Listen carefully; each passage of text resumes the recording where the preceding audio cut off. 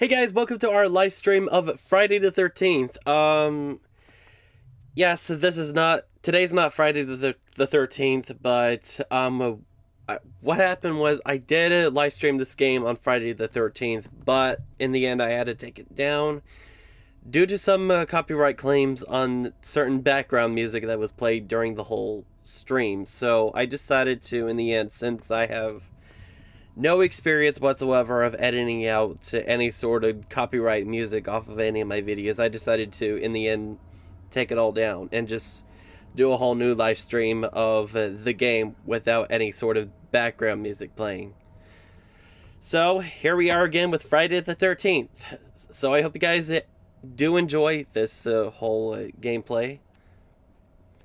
For those of you who have not joined us around that time, so welcome to the stream.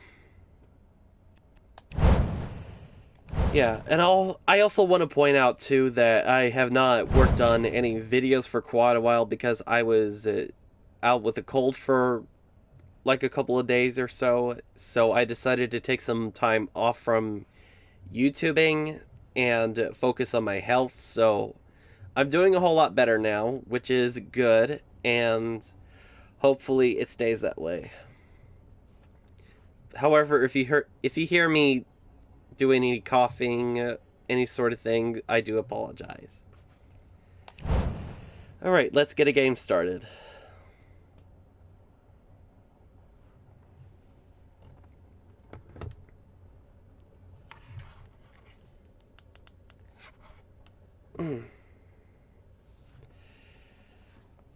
Yeah, the last time I streamed Friday the 13th, it was up to like 7 hours tops, and I spent like all night up until 2 in the morning, or 3 in the morning, one of the two, which was exactly how long I've been streaming.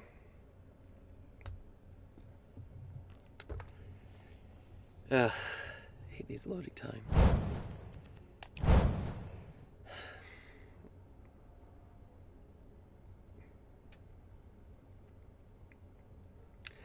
Yeah, I noticed too while I was trying to edit out the background music that you have the options to mute copyright music, which I did, but decided to just mute the. In the end, I decided to just mute the entire background music.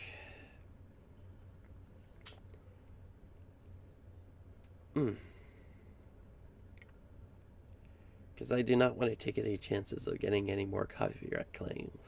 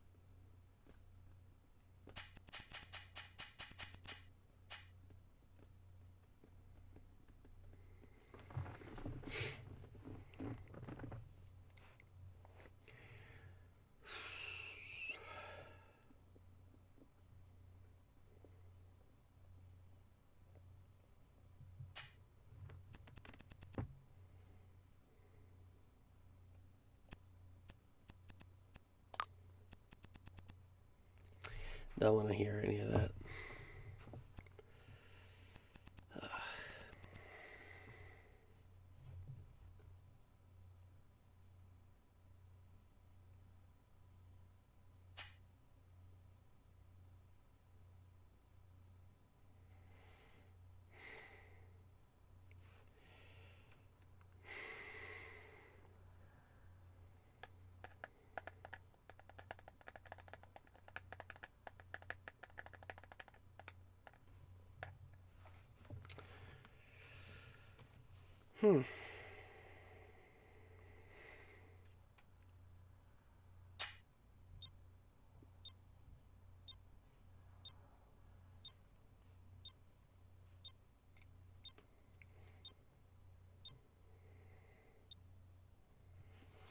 Yeah, why is my Jason set up on random, by the way? I mean,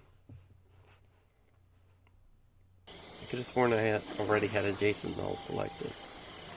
But whatever. If I end up playing as my counselor, I guess I'm okay with it. But any random Jason, on the other hand, that is a whole different story. Because I want to play as the Jason in my choice.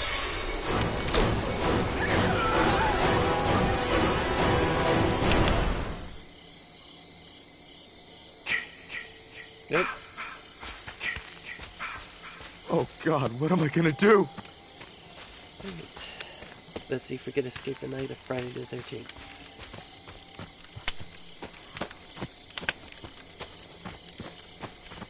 No pocket knives.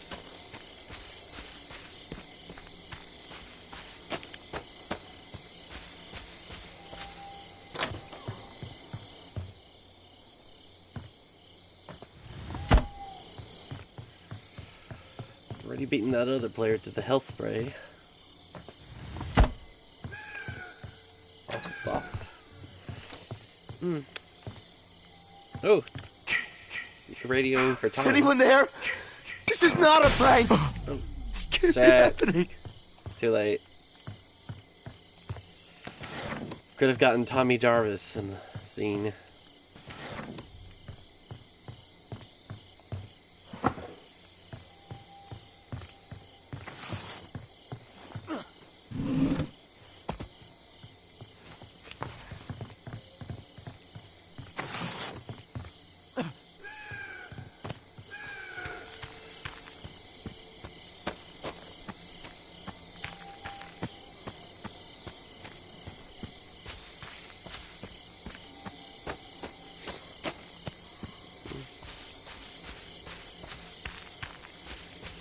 I don't know, but I think this is going to be a lot tougher because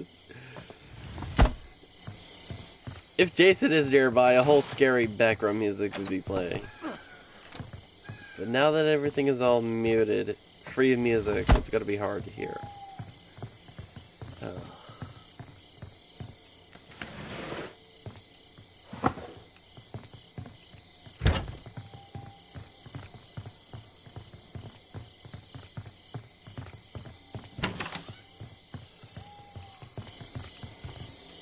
Here.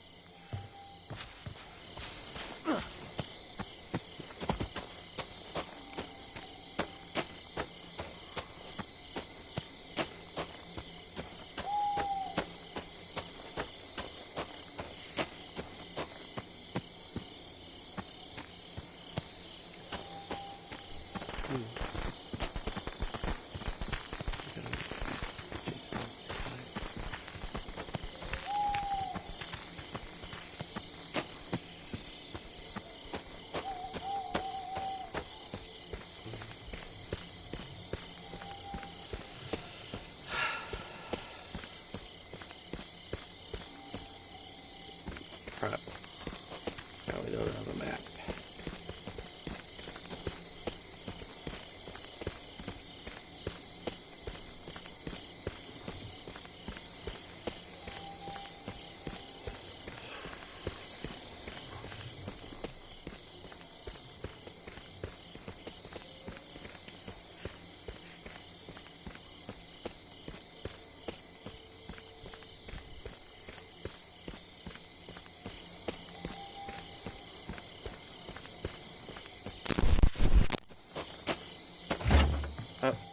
see him.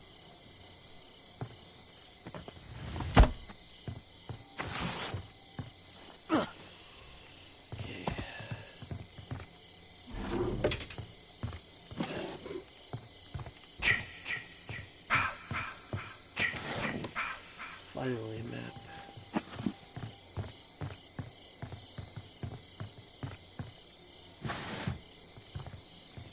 No pocket knives.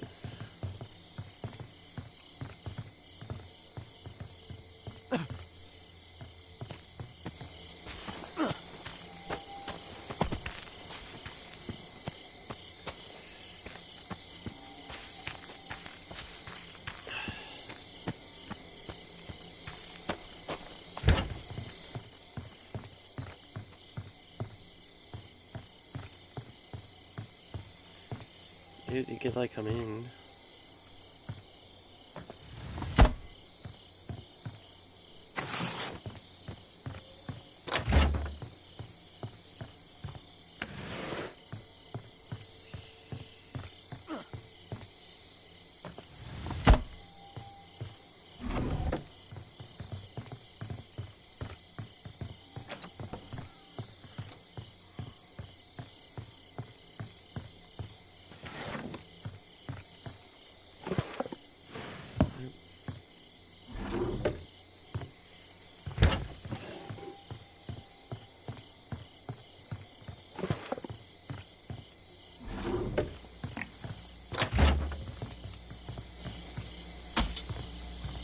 Belt propeller. Sweet.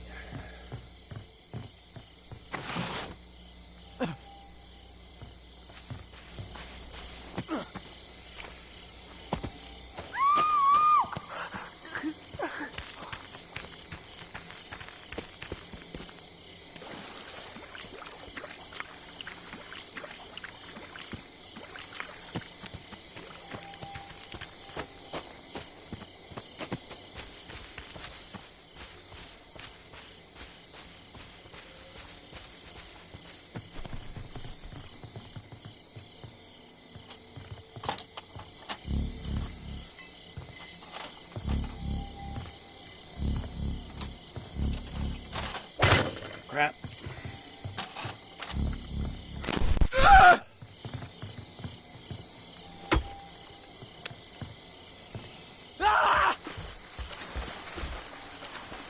Help!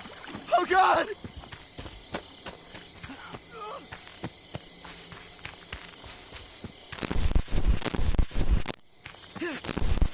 Oh no!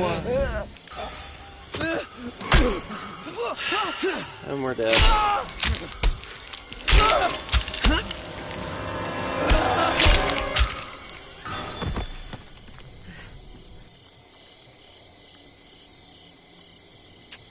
Dead.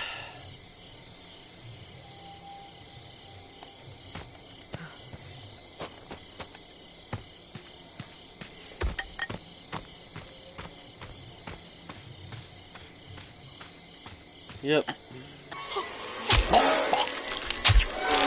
Yeah.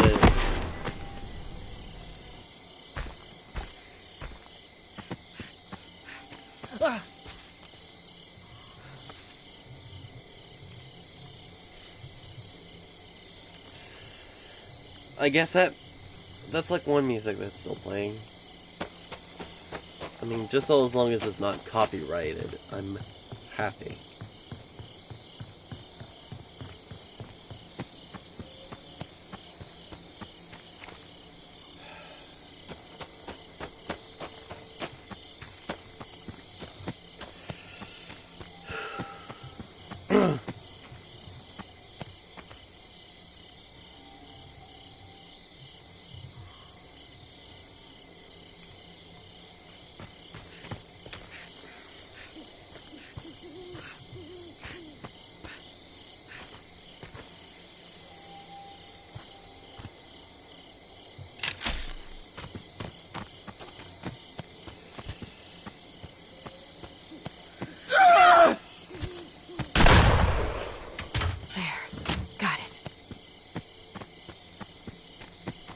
Crap. You actually got the car running.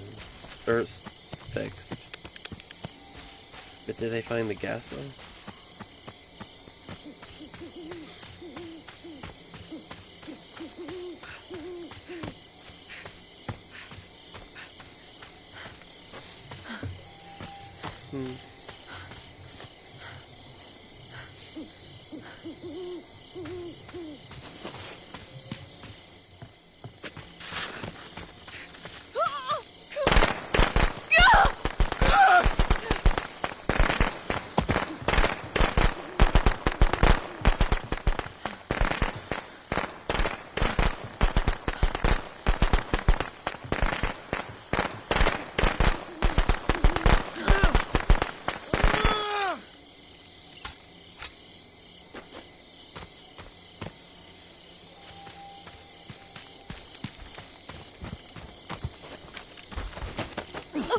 Oh crap.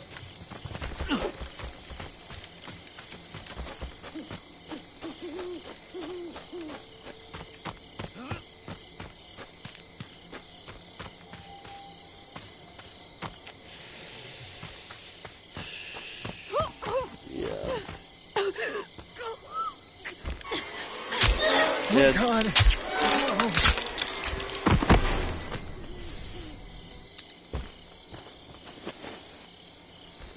Yeah, they're screwed.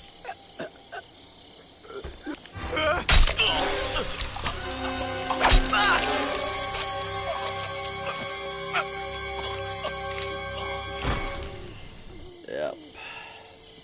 We're all dead.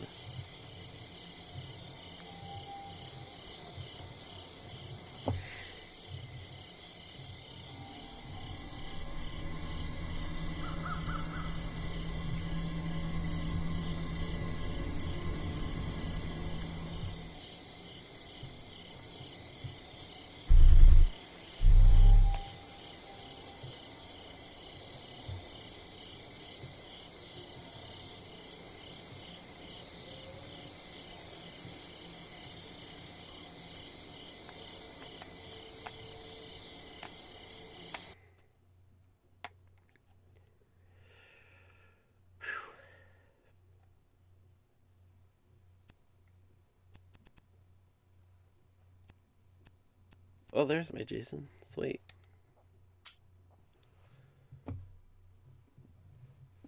Mm.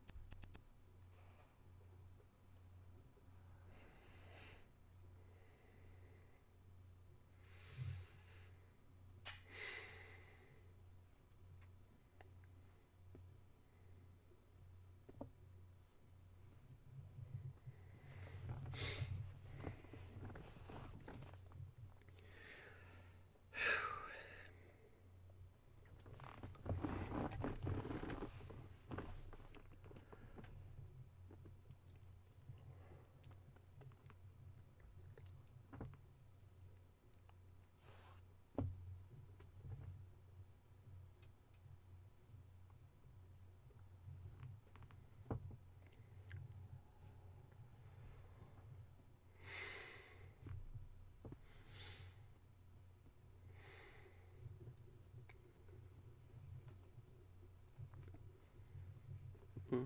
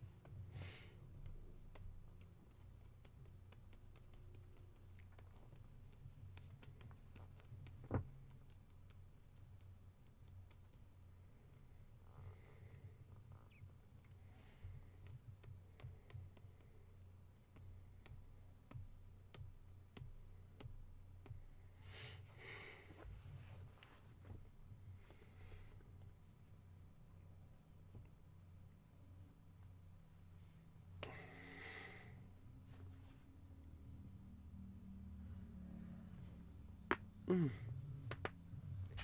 Whew. Yeah, sorry about that. Don't want to hear that.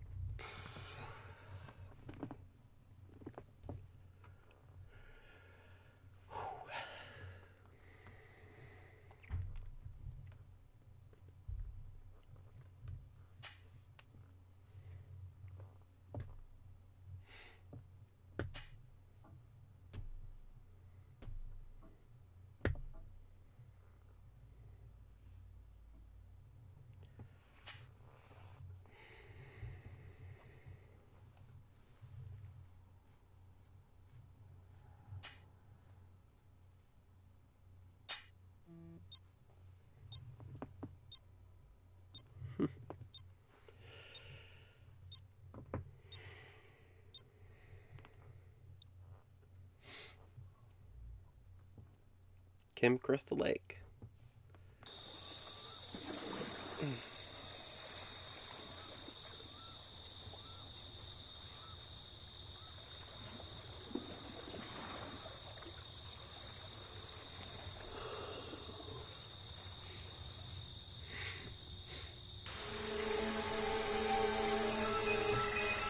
Let's see who the killer is going to be.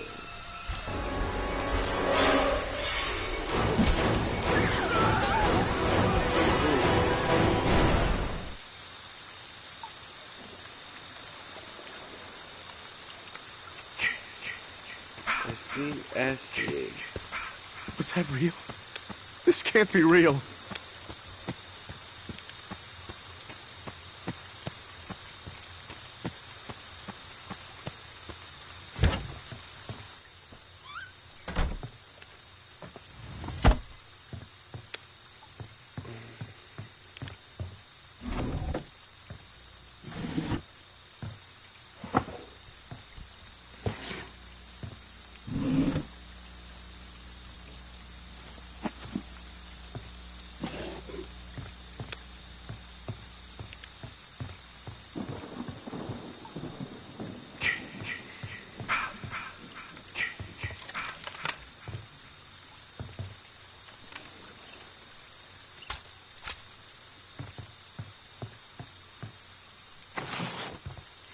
Yeah, I've been busy.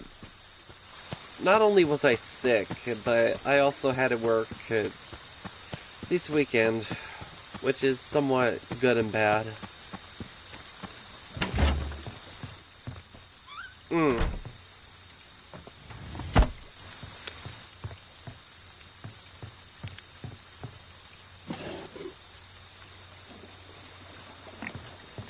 So, I guess the good part was that everything went smoothly and we were able to provide customer service just fine, but then everything else, on the other hand, all the courtesy clerks, and myself included, all had to be sent out at the parking lot to retrieve the cars because one of my coworkers wouldn't stop bothering the customers or their coworkers for their own personal nonsense that nobody wants to hear. And because of that, we were all falling far behind on grocery carts. Because of the one individual. One individual.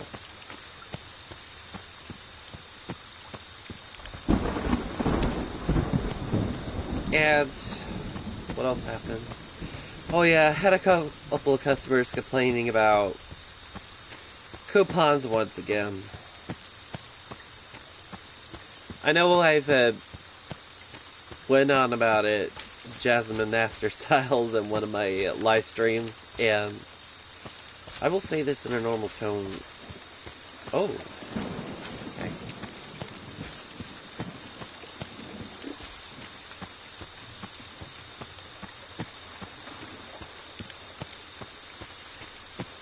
Okay. And so anyway, customers were complaining about coupons and if they were able to use a certain coupon that is expired again, or if they're able to download it. I mean, there was obviously nothing we could do about it. I mean, I understand that a lot of people want to save money and all, but I think the only way to do that is that if you're a parent and all your kids are in school now, I think it's about time for you to step up the ropes and go to town and apply for a job. Like, go flip some burgers at McDonald's or Burger King, bake a cake in an oven, put some pizzas in the oven, whatever. Because your spouse's paycheck alone, if they're at a high-paying job, is not going to be enough anymore. Because you got your kids' college fund to think about. And those bills that need to be paid.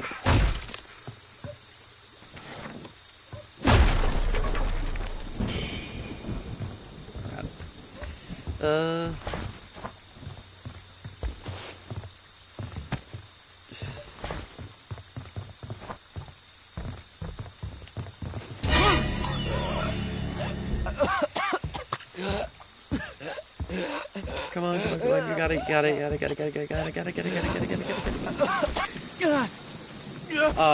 Almost had it.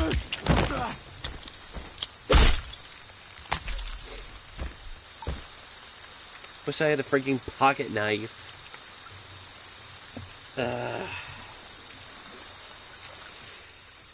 But anyways, it doesn't matter if you're a husband or a wife. I think when your kids are old enough to go to school, to take care of themselves, etc., it's about time for you to step up to the plate and get a job. Go flip some burgers.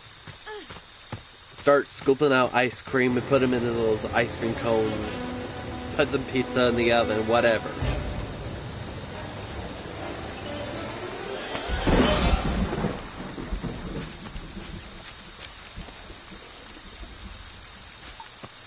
Because you got bills that need to be paid.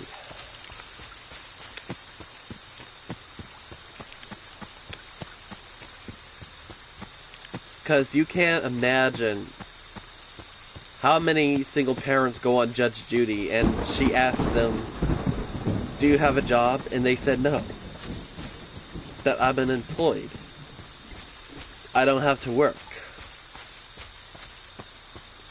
I mean, I think if you're able-bodied and able-minded, I mean, here's the fact. I have scoliosis on my spinal cord, but did I ever let my condition stop me from finding a job? Absolutely not. And neither should anybody else, for that matter. If they're still able-bodied, physically and mentally, they should find some work of employment. Because you gotta take care of yourselves. You gotta get food, clothes, pay some bills, etc. That needs to be taken care of. And nobody is gonna be held responsible for your welfare and your well-being except yourself only. Because those childhood days are over now, and it's about time for you to step up to the plate. Yeah, dead body.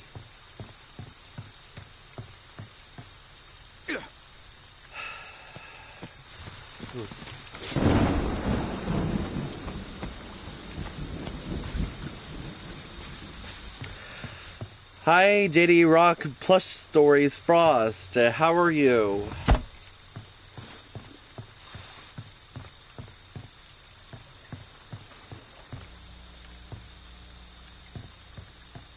Welcome to the stream. Oh, you're playing. What are you playing? Friday the 13th?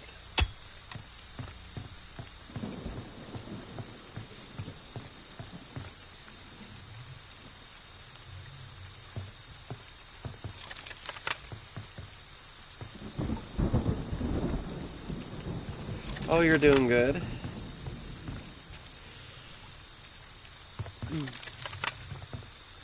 Yeah, so, oh yeah, so you are playing Friday the 13th. Cool. Yeah, I'm streaming like Friday the 13th again, and the reason why it was because during the last stream, or afterwards, I got hit with a copyright claim due to some background music, so I decided to just stream this game again without any background music playing. I mean, of course I don't have enough subscribers for monetization, but when that time comes, I'll probably want to set this video up for monetization so I get paid. But if it's going to be claimed on the other hand, then it's going to be a problem. Oh, cool, sweet. What platform are you playing this on, Ed? PlayStation 4? PC? Xbox? Nintendo Switch?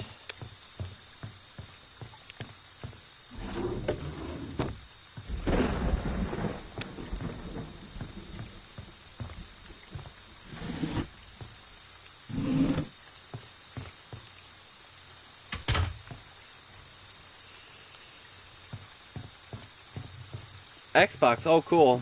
I don't have an Xbox.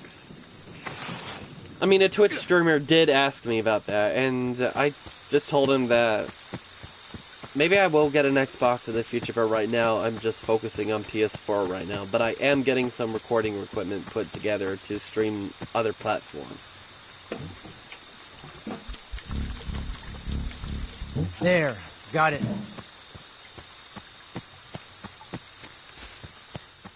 Which was stated on the video that I did celebrating my 100 subscribers. Hmm.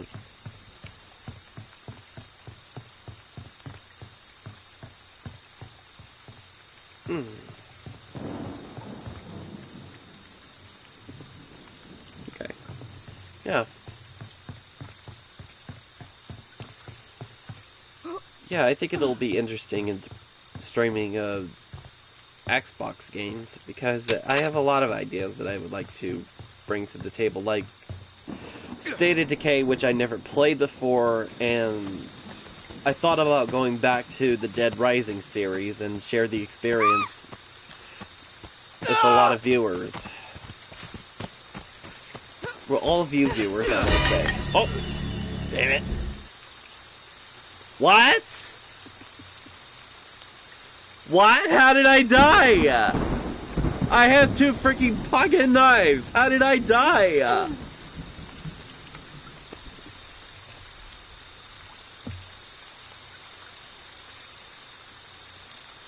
Oh my god. I swear this game is just so broken right now. Copy on the road here. Oh, what the hell? That is cheating!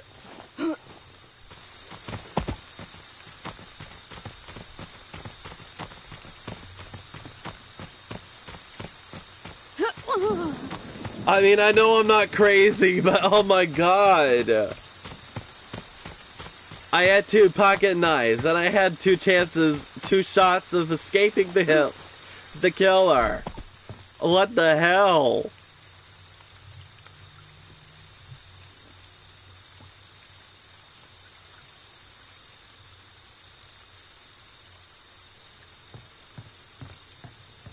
Oh my god.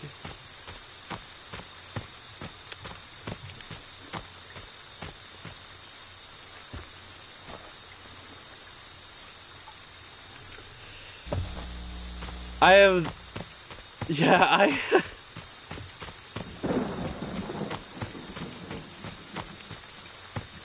I know I'm not crazy. I had 2 pocket knives. Oh my god.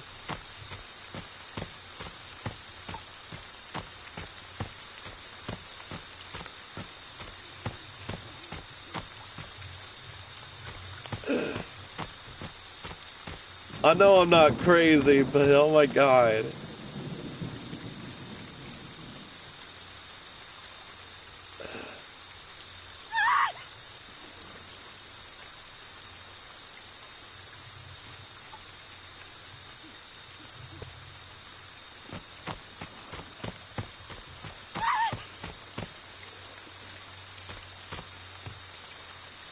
Yeah, I don't know what just happened. I mean, I was playing as Tommy Jarvis, right? And I was fighting for my life trying to escape Jason, and when he grabbed me, I had 2 pocket knives on me, I swear, and suddenly, bam, the screen pops up, says that I'm dead. Like, out of nowhere, I had 2 shots of escaping him with 2 pocket knives, and suddenly I'm dead. Just like that. I don't know what happened.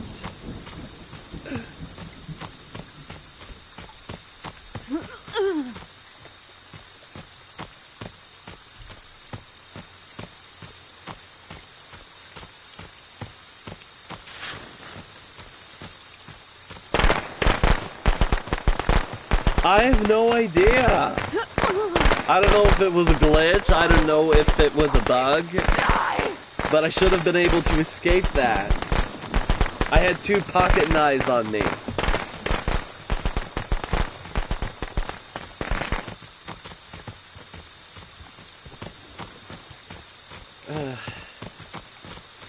I mean, I know this game recently had a patch update, and the theory is that by the time something gets patched up, next thing before you know it, something else causes the whole problem for the whole game. Yeah.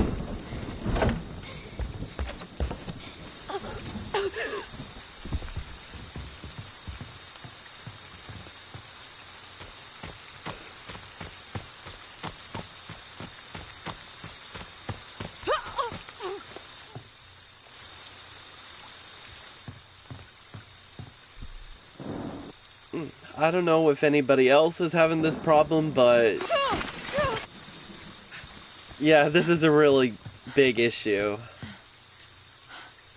Something that Gun Media has definitely got to fix.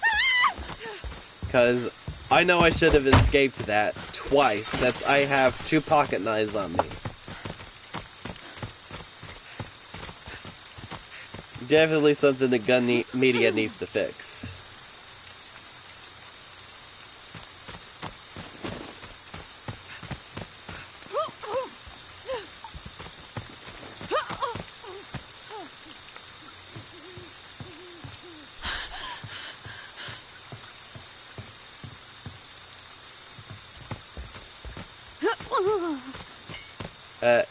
She's dead. What? Okay, how was she able to use a pocket knife? How was she able to use a pocket knife? I had 2 on me, and she had 1 on her, and she was able to get away. Oh my god. How did that happen?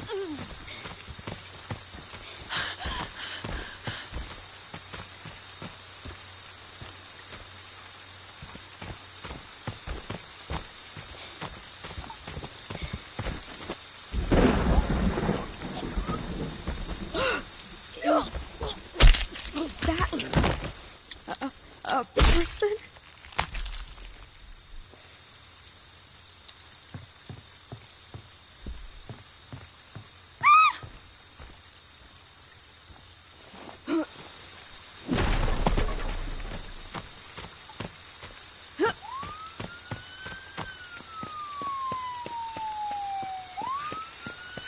Well, 1 person got out.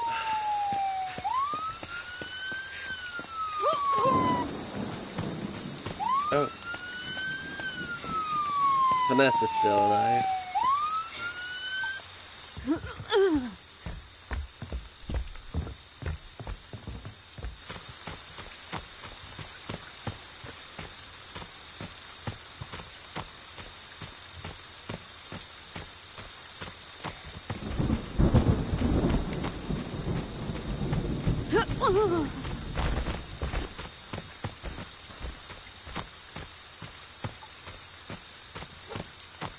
Run for it. Run, Forrest, run.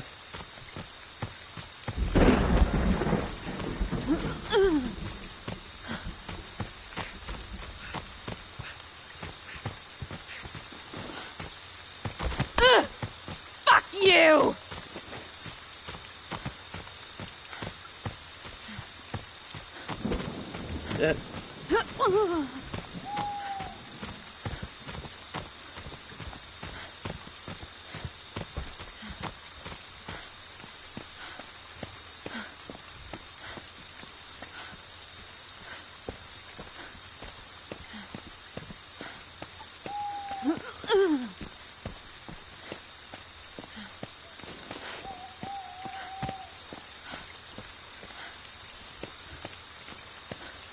Come on, you got this.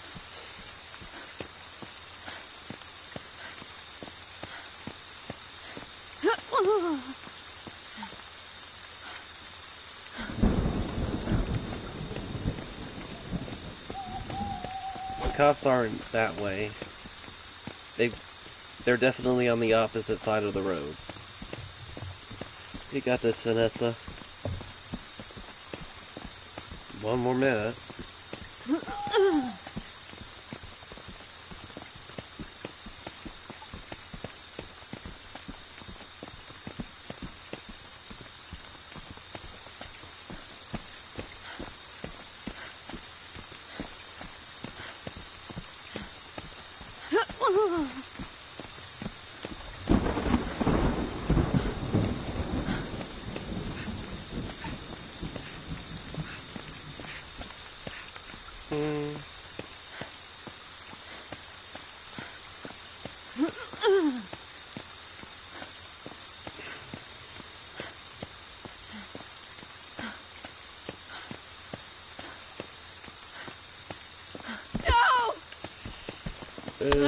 Got this.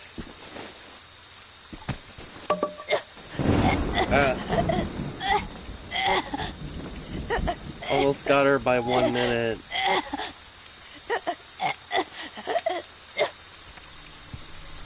Mommy is proud of you, Jason.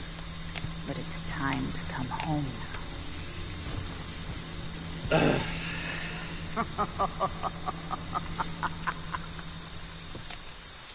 Yeah, I don't know what the hell happened in this round, but I should have been able to pocket knife Jason. Because I had 2 pocket knives on me. And I was playing as Tommy Jarvis at the time.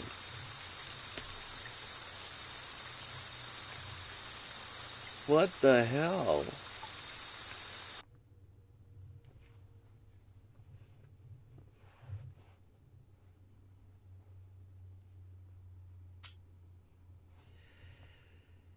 Alright.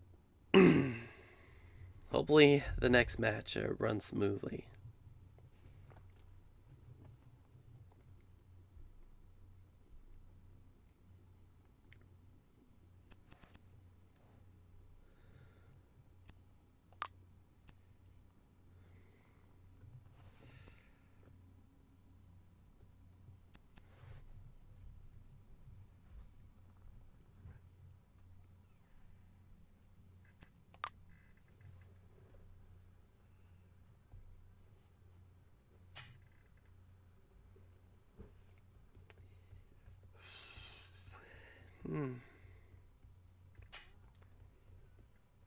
People are just coming and going.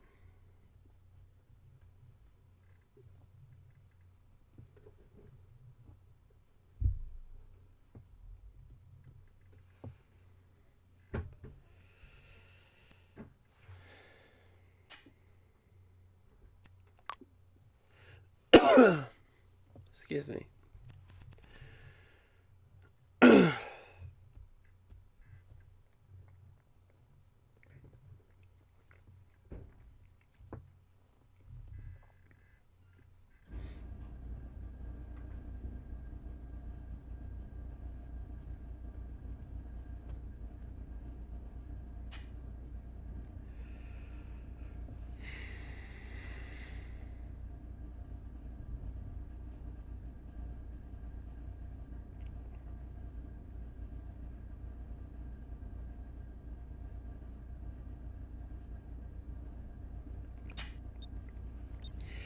I think I'm going to do a couple more matches and then we're just going to do some exploring on the virtual cabin.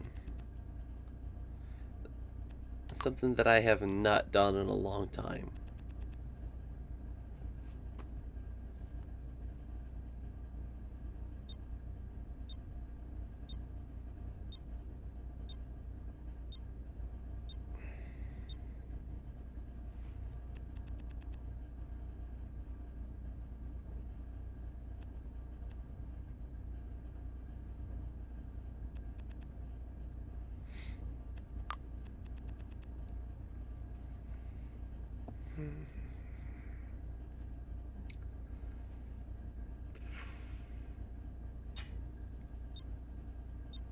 There we go.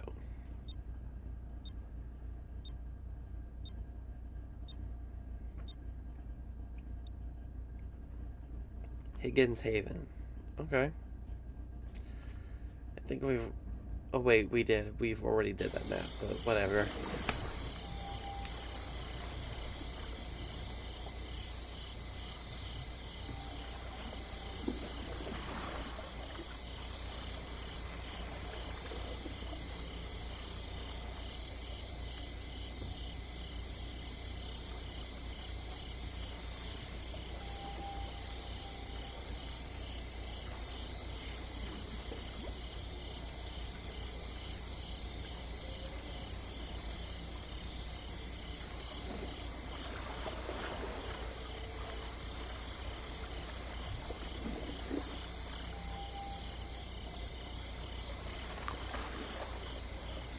Alright. Got a full house here.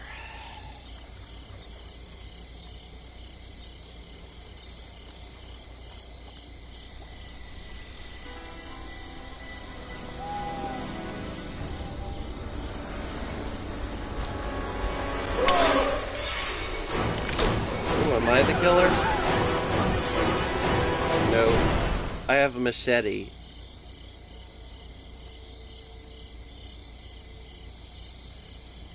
I always equip a machete when I'm Jason. Did anyone else get away?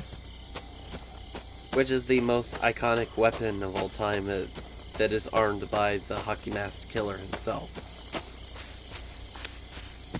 Which is a fact.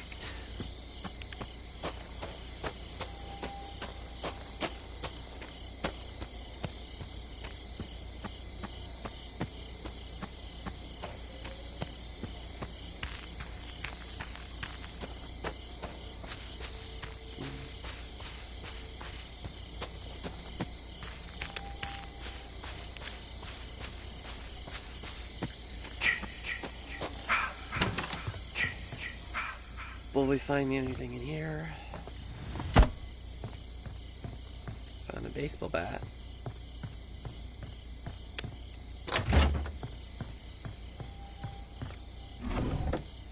Firecrackers. Wake.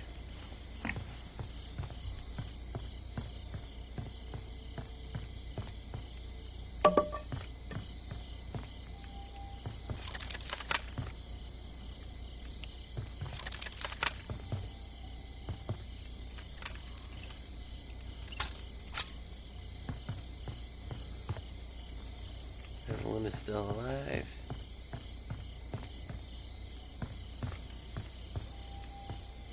Oh, there's my bat. Fuck. I already dropped it for a moment there.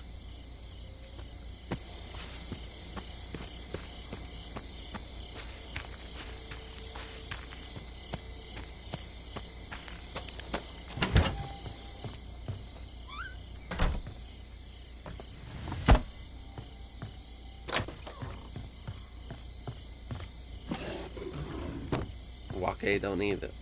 Don't need another one.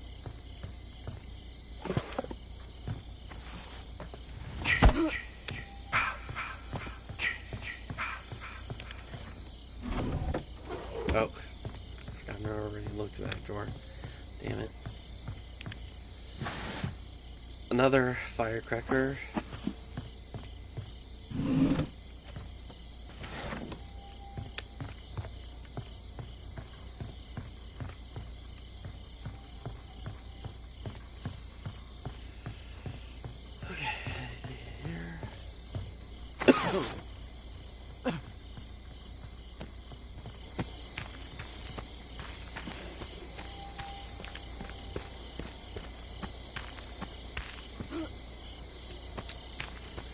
Somebody got the boat propeller installed.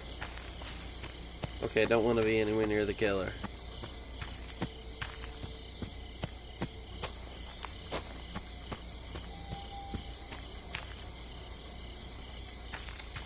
Everyone is still alive, which is good.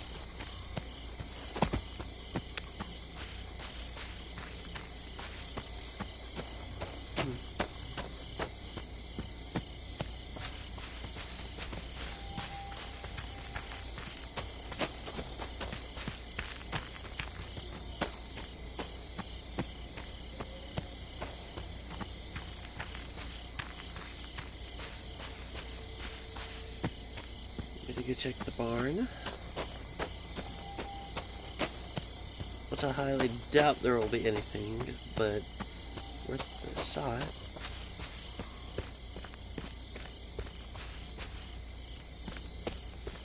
Right in me.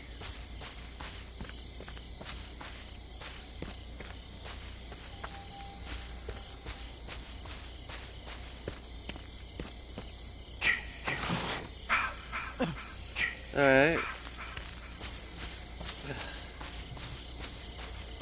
Checking the barn was pretty pointless. Ugh.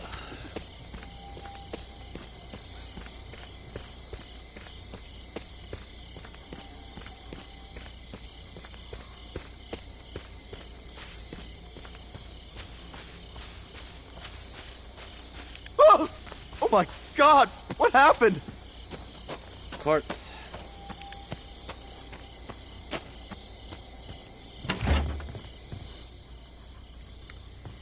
So this cabin hasn't been fully checked yet. That's a good thing.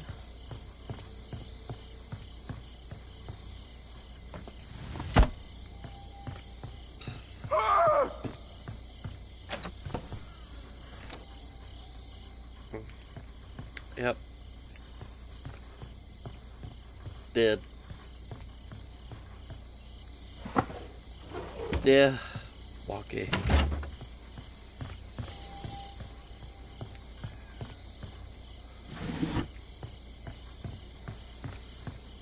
Come on, give me a pocket knife. Just one pocket knife. Please. Health spray. Anything.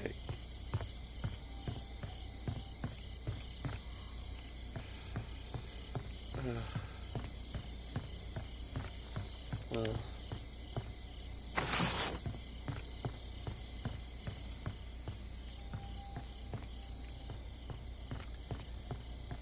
Found a car battery.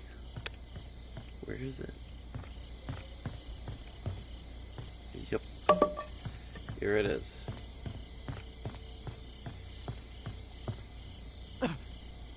Looky here.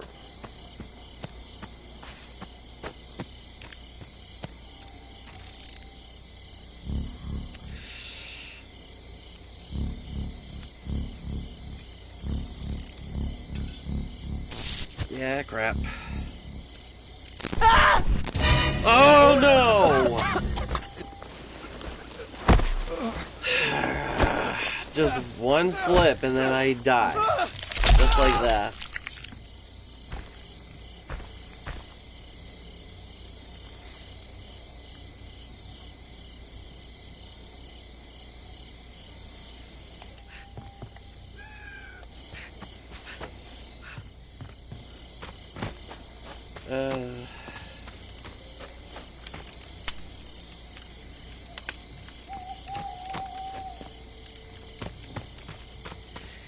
Yep, got that right. How are you doing, Husky Brew and Mama 2? Welcome to the stream.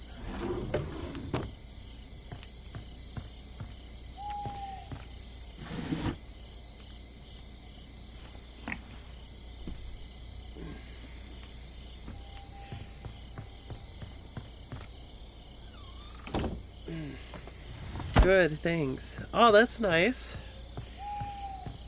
I'm doing good too.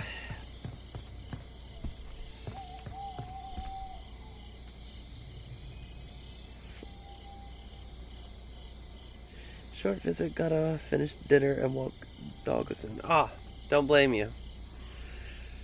Cool, so you got a dog? What kind of dog do you got?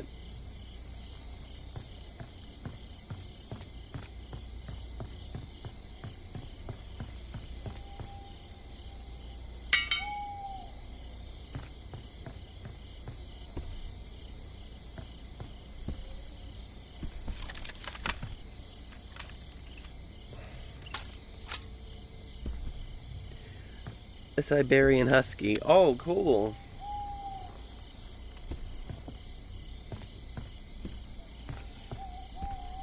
Oh, that's nice. I mean, I don't have any pets, but I've always wanted to get a cat.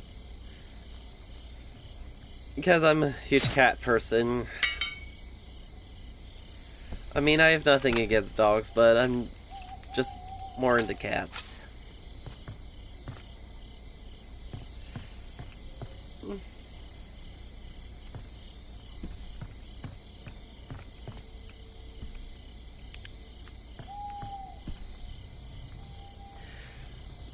Oh yeah. Yeah, they're as much as fun as a dog.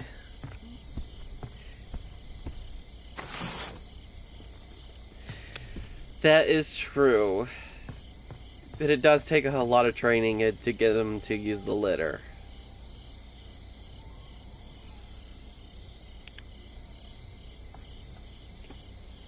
Like my mother, for example, she just got a kitten, and I had to do a lot of training for the little guy to get him to use the bathroom in the kitty litter, which was a lot of fun.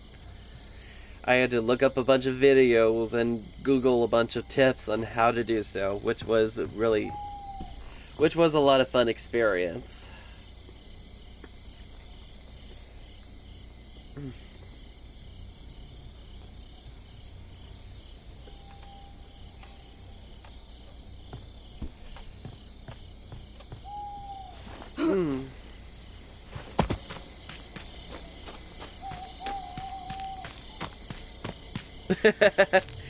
Exactly.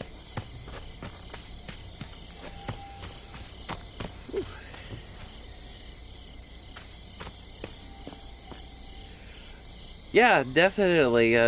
Don't forget to subscribe and hit the notification bell if you want to join me in another stream or watch a Let's Play a video.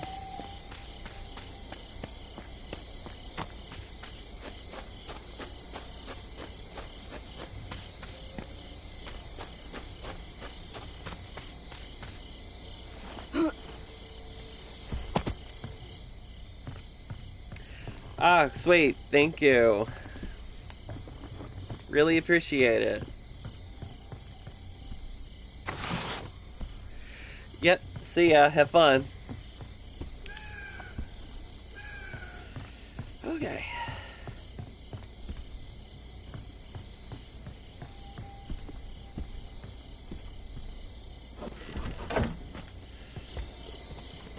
Okay. So far, Tommy is still alive, and the other Vanessa is alive.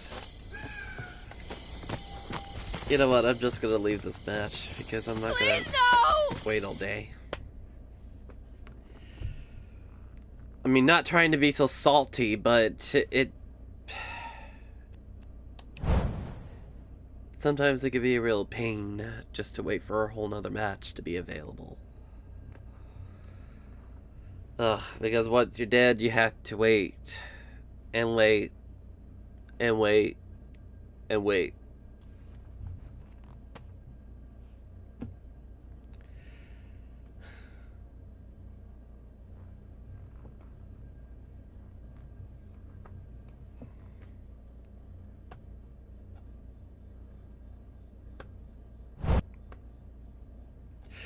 Pinehurst. Ha! A tougher match. Alright.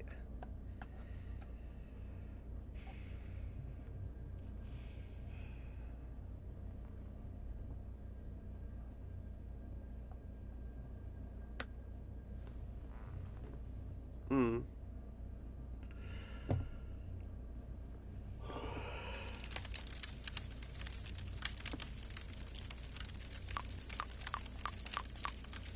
Okay.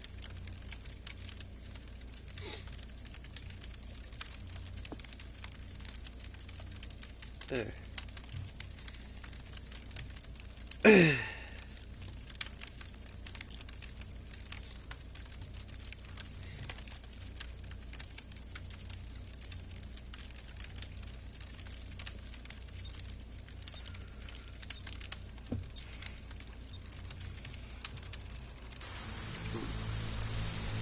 Here we are in Pinehurst. the last place where any of us want to be. Who's going to be the killer?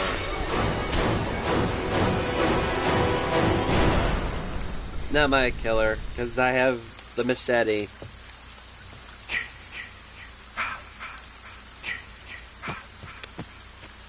Was that real? This can't be real.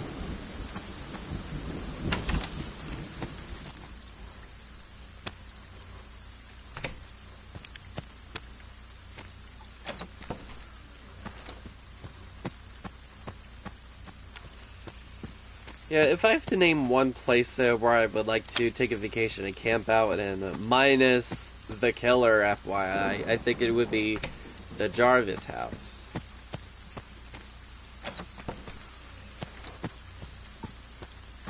I mean, which is not too bad. Get a nice view.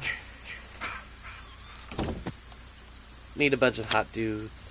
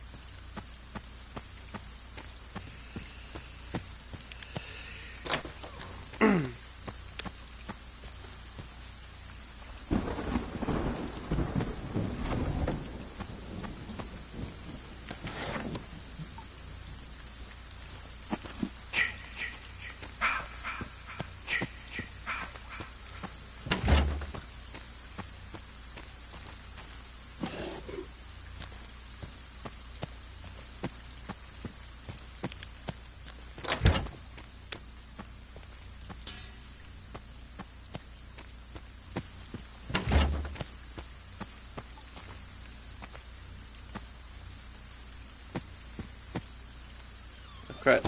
Didn't want to do that.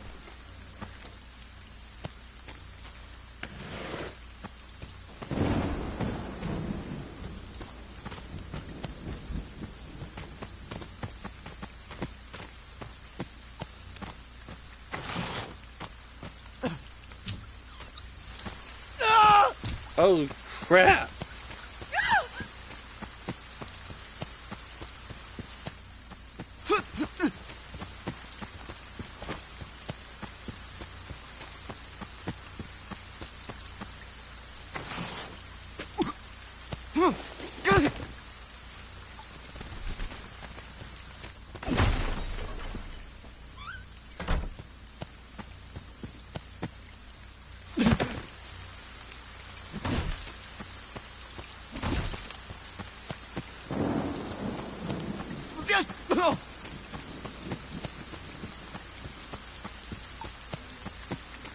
Get the hell away from him.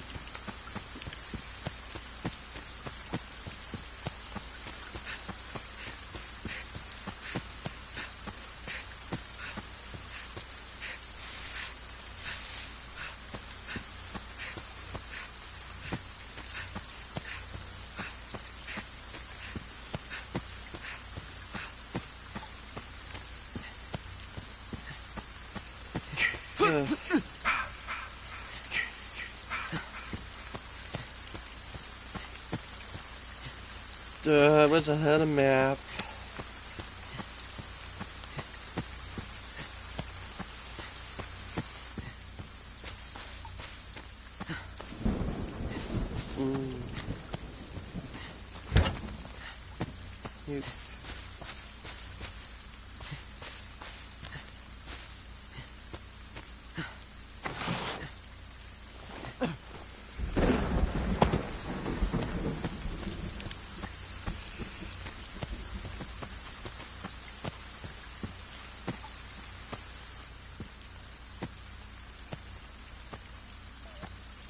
I'll do the cabin from here.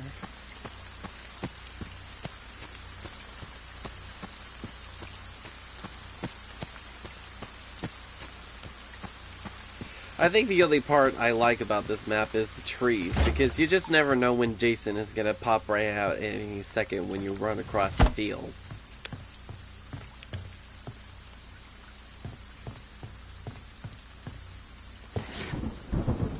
Pocket knife, sweet. Thank God. Praise the Lord. We found the pocket knife. Whew.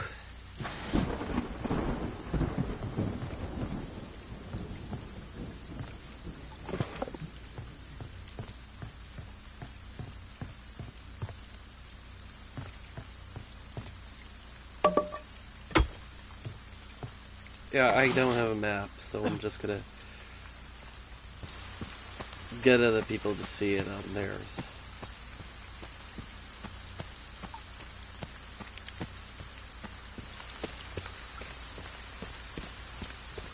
Ugh. Okay.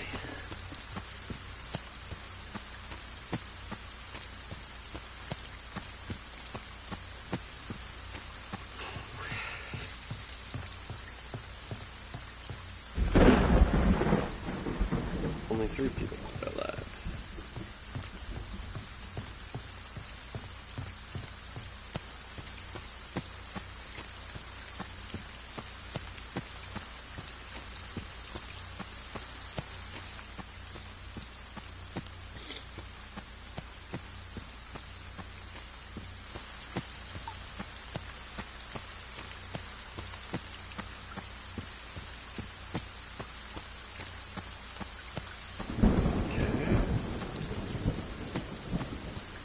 Not seeing Jason's cabin.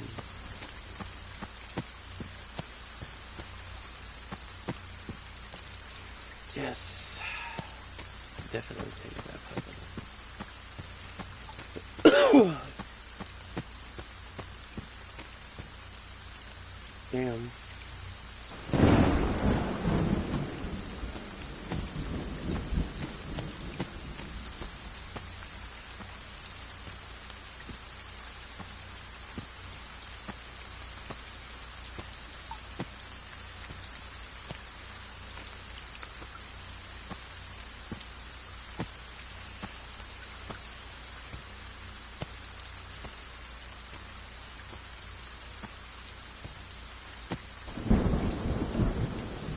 Wish I had a freaking nap. Which would have been a bit helpful at this point.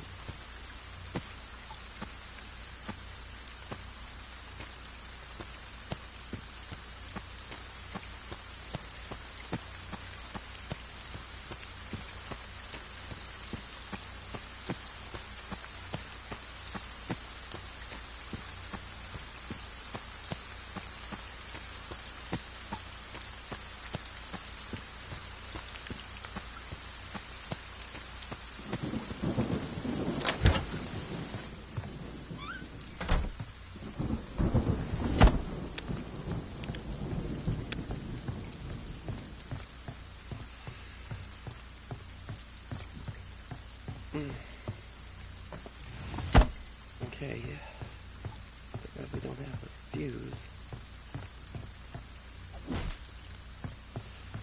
And he's here.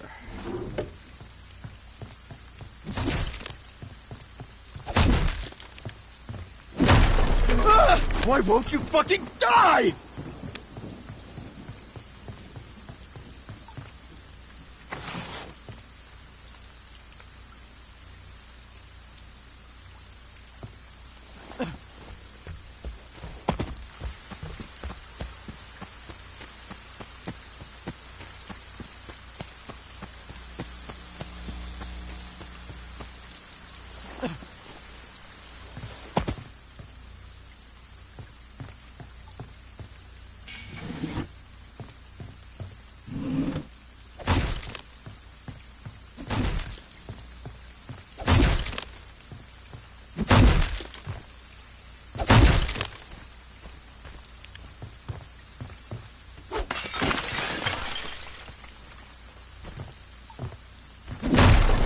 You want some more?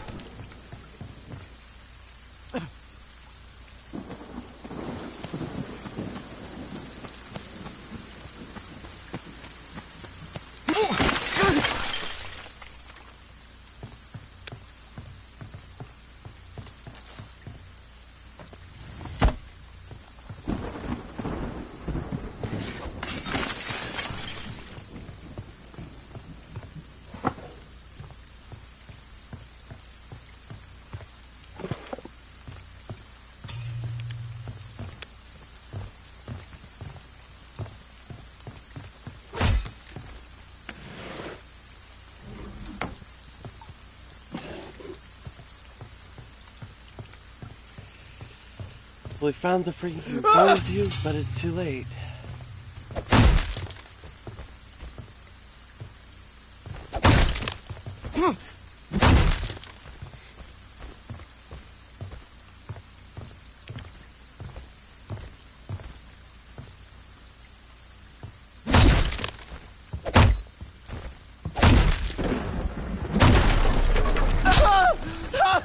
Fuck you!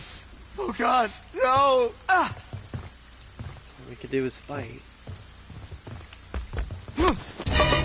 What? Please, no! Crap.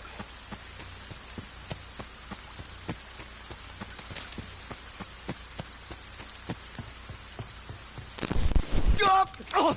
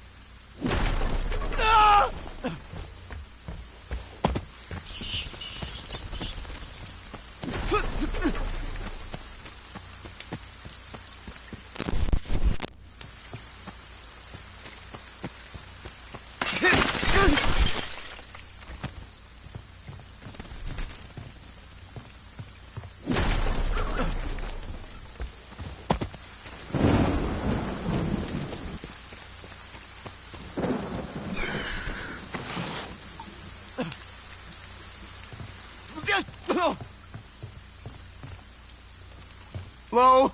Hello? Oh God, help us. Jason's real. Please help us. Jason's alive. Please help us.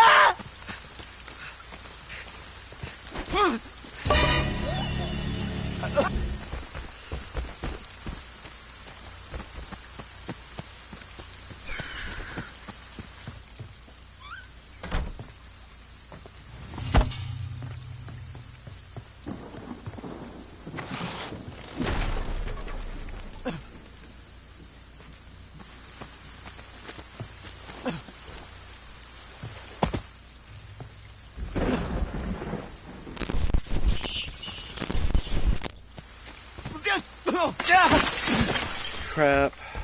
You're dead.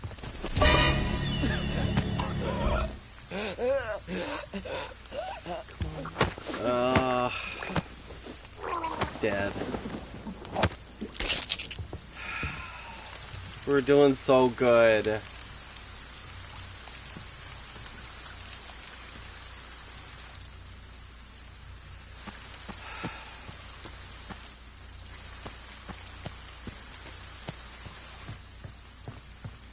I'm not gonna wait.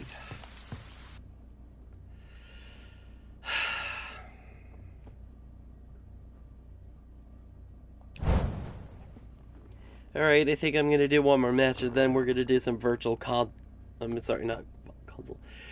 virtual cabin. We'll be doing some virtual cabin after this next match. Sorry. Got a little bit of tongue twisting. Ay.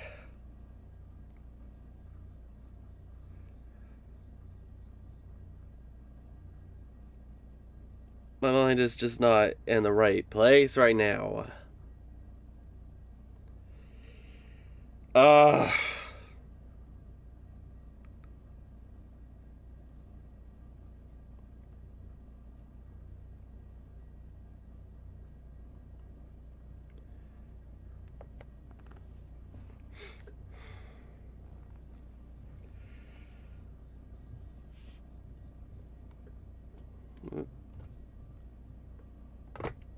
Let me get something to drink real quick.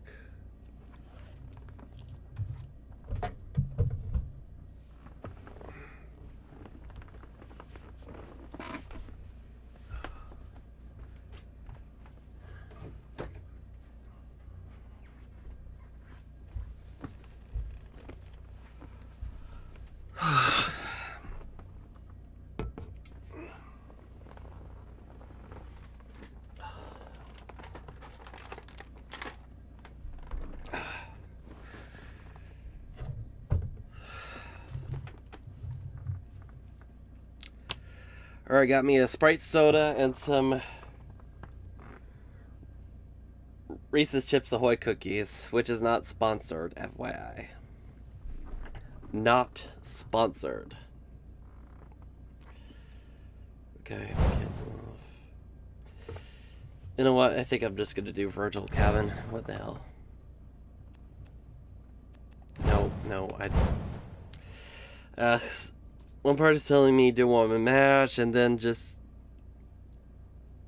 do virtual cabin. Then another part of me is saying just screw the next match, just do virtual cabin. Oh.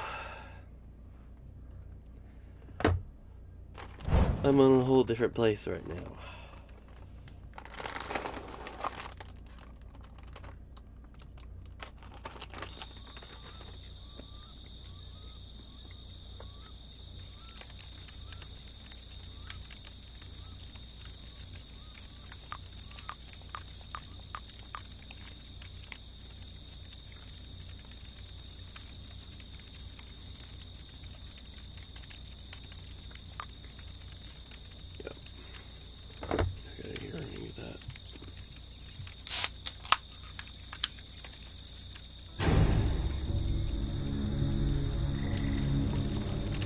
Ooh. Pac-Man. They might kill him.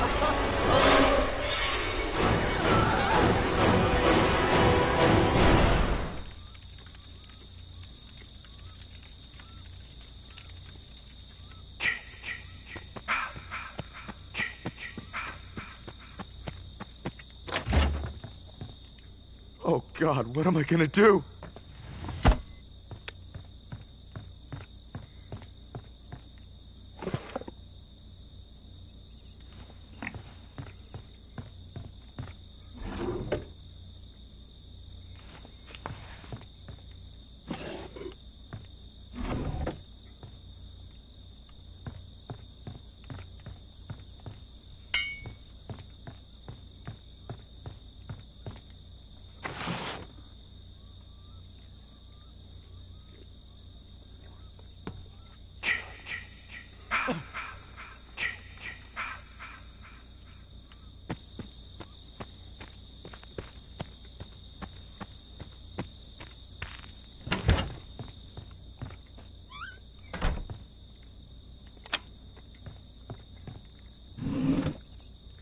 Wait.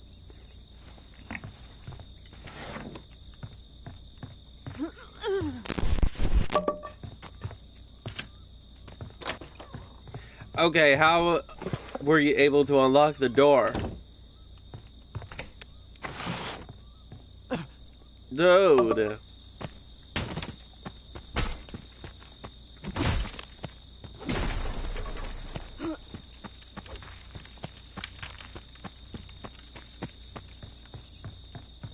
Okay, now that is completely messed up. I mean, shouldn't have been able to unlock the door from that other side.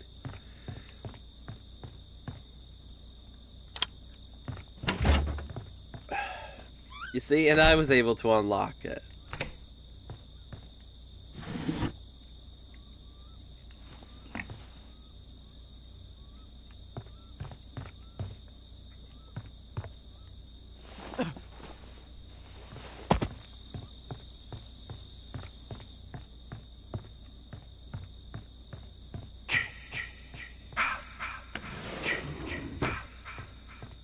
Oh my god.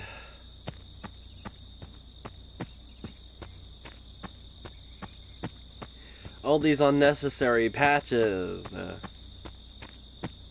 All these bugs and glitches. Just messing up the game.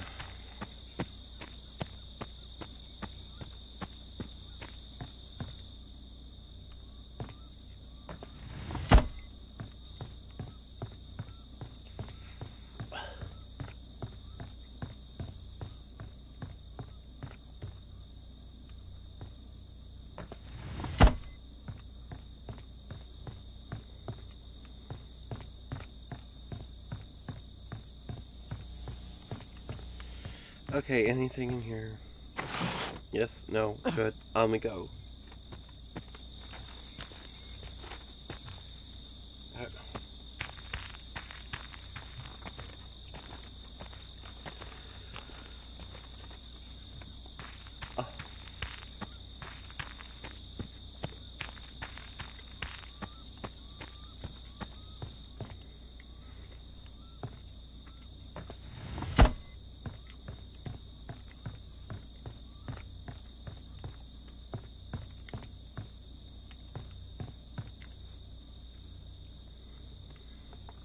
So they got the batteries in both vehicles now, and all that's left to do is the gas.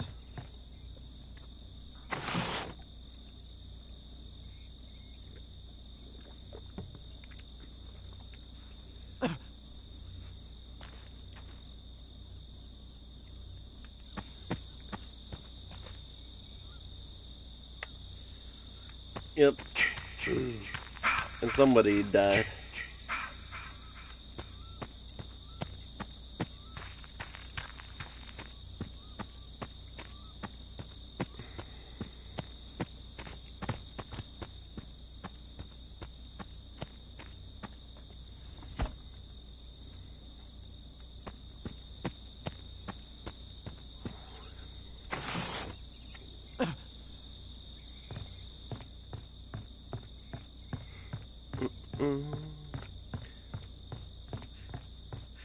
Where's the gasoline?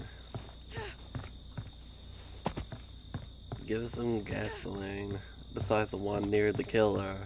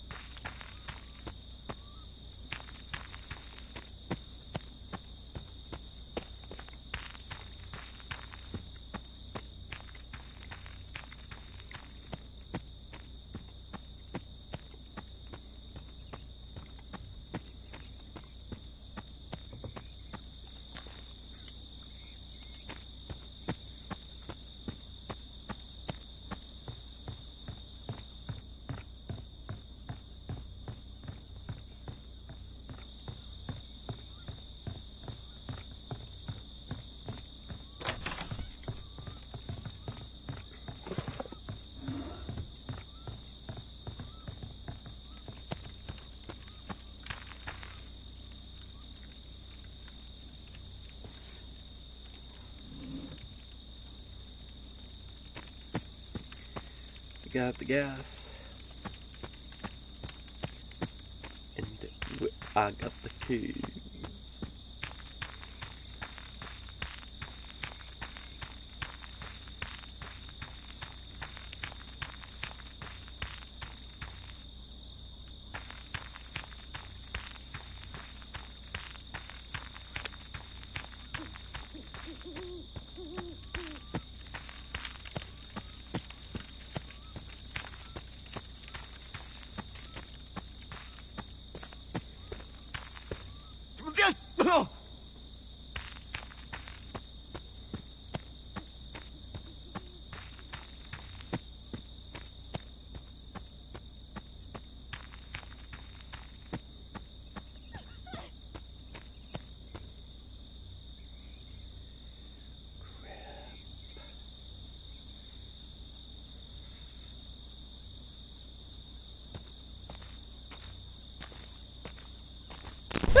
Oh, shit!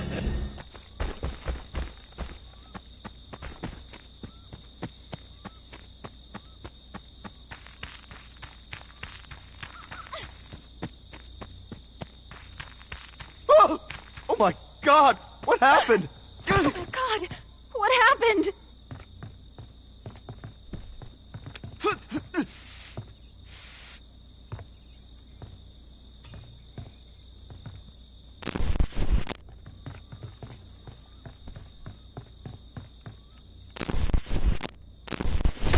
Oh, no.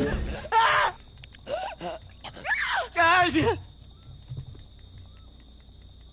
Oh, it's that glitch.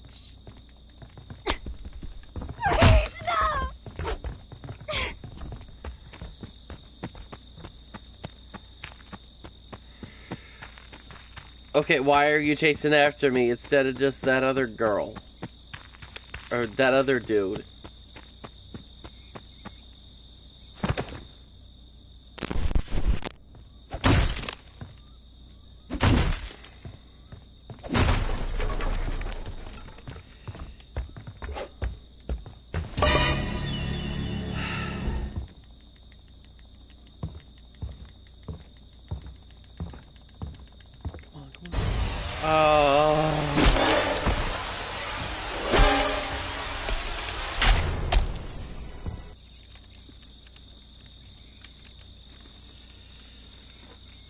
Why can't you just... Why can't a gay character just live?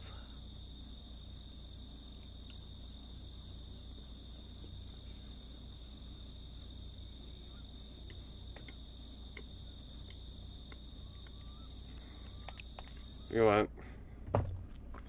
Screw it, let's explore virtual cabin.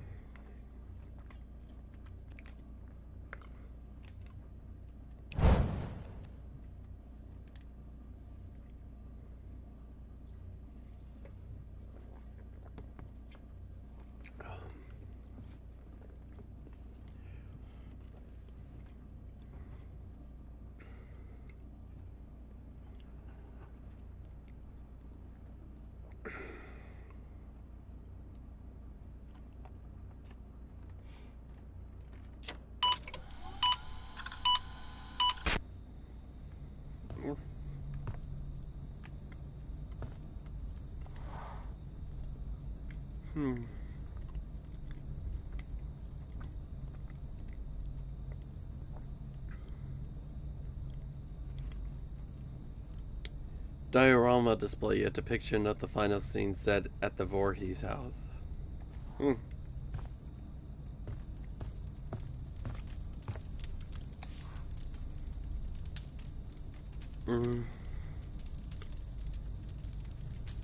I can't even read what that says because of face cam.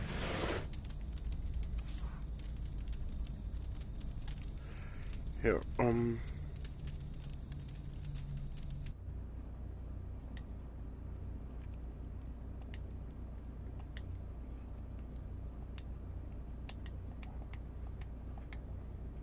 there we go, now I can see. Star Mummy 3, Dead Here. Star Mummy is a prospective title from would be author Eddie McCarlo. Eddie, luckless in love and fiction, is rejected by his crush Melissa. When Eddie finds out that he was just being used, he takes it in stride rejection. Excuse me. Fine, I can handle it. I've been rejected from some of the finest fiction magazines in the continental United States. Okay. I guess that's something that we could take. Double vision actress Camila Moore auditioned for the role of Samantha. When the filmmakers discovered that she had a twin sister, Carrie, they offered both the foxy roles of Tina and Terry. This was not the first time Camila and Carrie's acted together, both having already starred in Doublemint Gum commercials. Ugh. Really? I have not heard. Eric J.R. La Chapa. As part of a Kickstarter campaign, certain high-tier backers could get their likeness included in the game. One such generous backer was Eric J.R. La Chapa. La Chapa's best two stats are repair and stealth.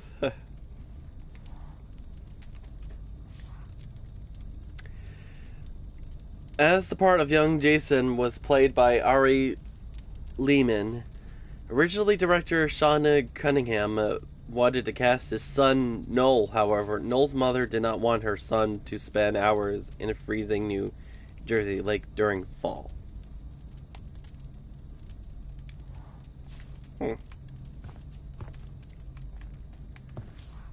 Okay. Star Lagoon, A New Beginning. Oh, okay, I swear that kind of looks like Star Wars for a moment there. I swear that is a Star Wars reference. Okay, Jeff Bennett. Jeff Bennett played the lovable nerd writer Eddie McCarlo, who wrote the sci-fi premise by Tina. 30,000 years into the future, the entire galaxy is populated by highly evolved protozoa. Only one human being and his woman still exist among the stars.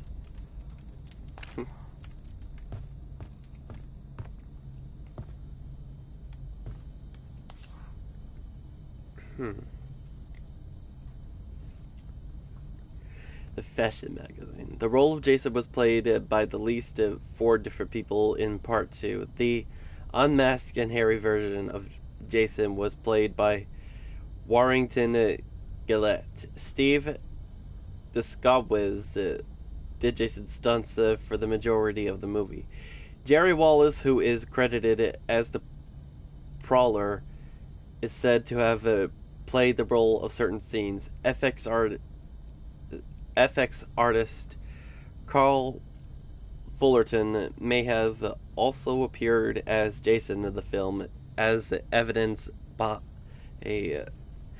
a behind-the-scenes photo. However, the first appearance of Jason was played by costume designer Ellen Lutter in a shot of Jason's feet walking towards Alice's apartment.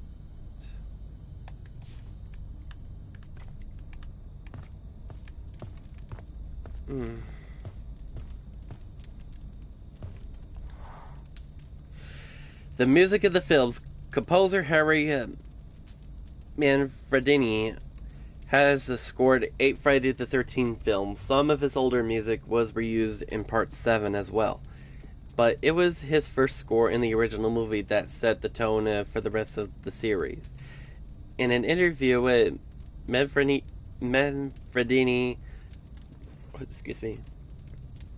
described how his score took on a life of its own. The music became a character in that film.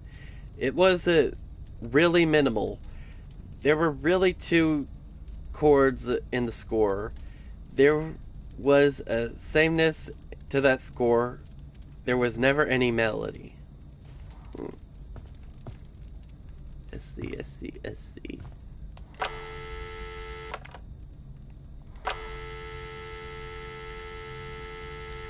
Oh my god, I have not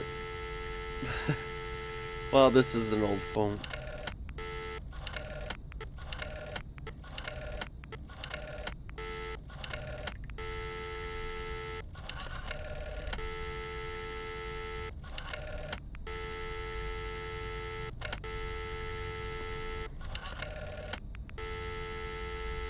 Nothing.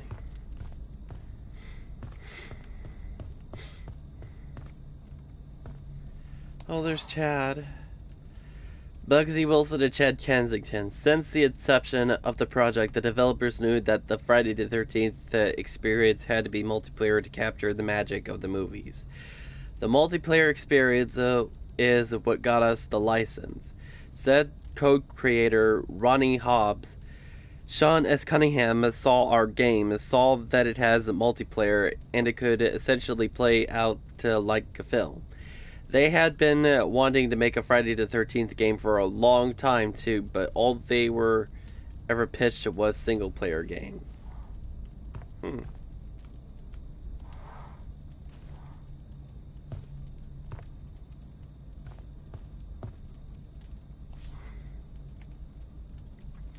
Mug. The release of Friday the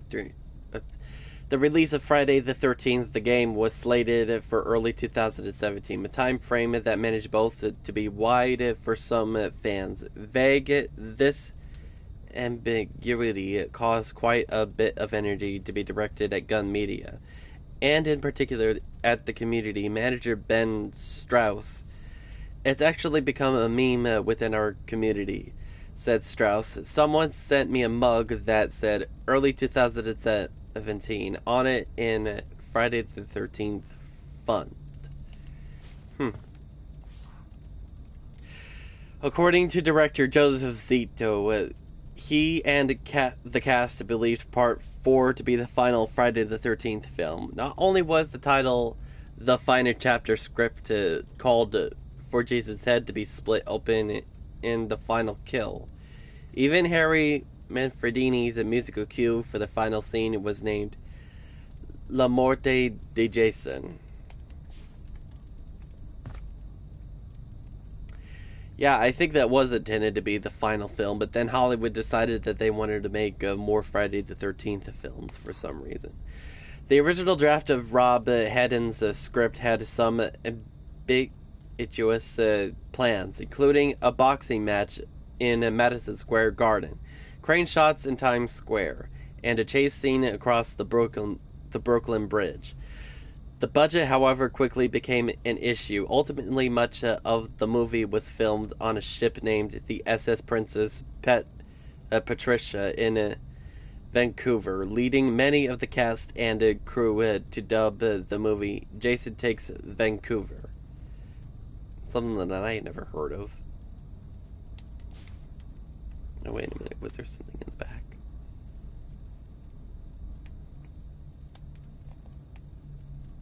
Nope.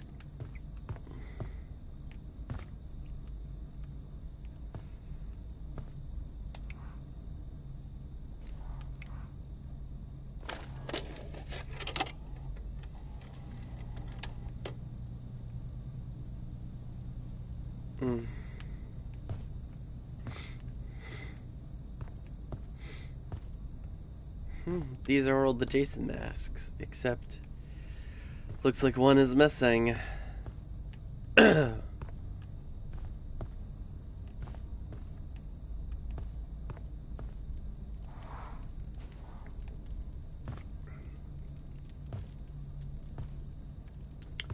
Yep, that's right. I was looking at their butts. Who cares?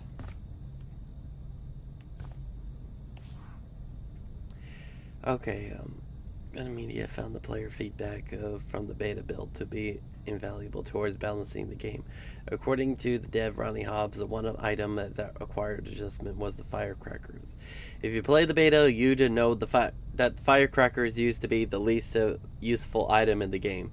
They were designed to be a deterrent to fool Jason. You could throw something down, and if he was using sense, he would sound ping. He would see sound pings. and you could run the other way. Firecrackers can stun him now. Huh. The MPAA rating board, Motion Picture Association of America, and the Friday the 13th franchise has long had a cat and mouse relationship. Director John Carl Buechler has publicly vented his frustration with the amount of footage that had to be cut to attain the R rating. For Buechler, the gore had a purpose, comparing the removal of it to be like telling a joke without punchline. Like the movies that preceded it, Friday the 13th, the game has had its own problems with censors. Germany user ratings board, the USK, found the game so violent that they rejected the game at launch. Let's see. After menacing the crew of the Cradle, Jason was shot, or is shot to death by the android KM-14 with half a body and half a head. Jason falls into a nanomed bay that super heals the killer. With future technology, Jason is reborn as Uber Jason. The same bloodthirst but deadlier. Nearly indestructible and with limited movement for actor Kane Hodder. The full bodysuit looked sharp but had a limited range of motion on account for all the metallic pieces. Damn. Many kills of this game take their inspiration and origins from the movies. The kill where Jason spears a counselor in the face, for example, is a reference to the VW Bug scene with Nancy McLaughlin in Part 6. Among the most interesting death in Part 5 was the road flare death, in the scene where two racers, Vinny and Pete, are stranded along the road in the woods. A common enough occurrence in the world of Friday the 13th, Jason ambushes the two and shoves a road flare in Vinny's mouth. For the special effects shot, they made a latex version of Vinny's head and jammed the road flare in the mouth, making a horrific red glow. Spray paint. Huh. During the sequence where Jason chases Rennie and Sean in the subway car, two spray-painted slogans are clearly visible: Jason lives and Quaiton lives.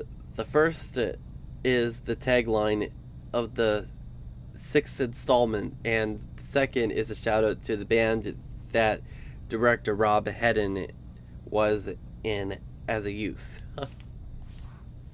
Spray paint. In the climatic fight in Part 6, Jason pulls Tommy down to the bottom of Crystal Lake. Underwater, there is a metal sign for Camp Crystal Lake, with the word blood spray painted over Crystal Lake. It is an homage to the title to the original Friday the 13th screenplay, A Long Night at Camp Blood.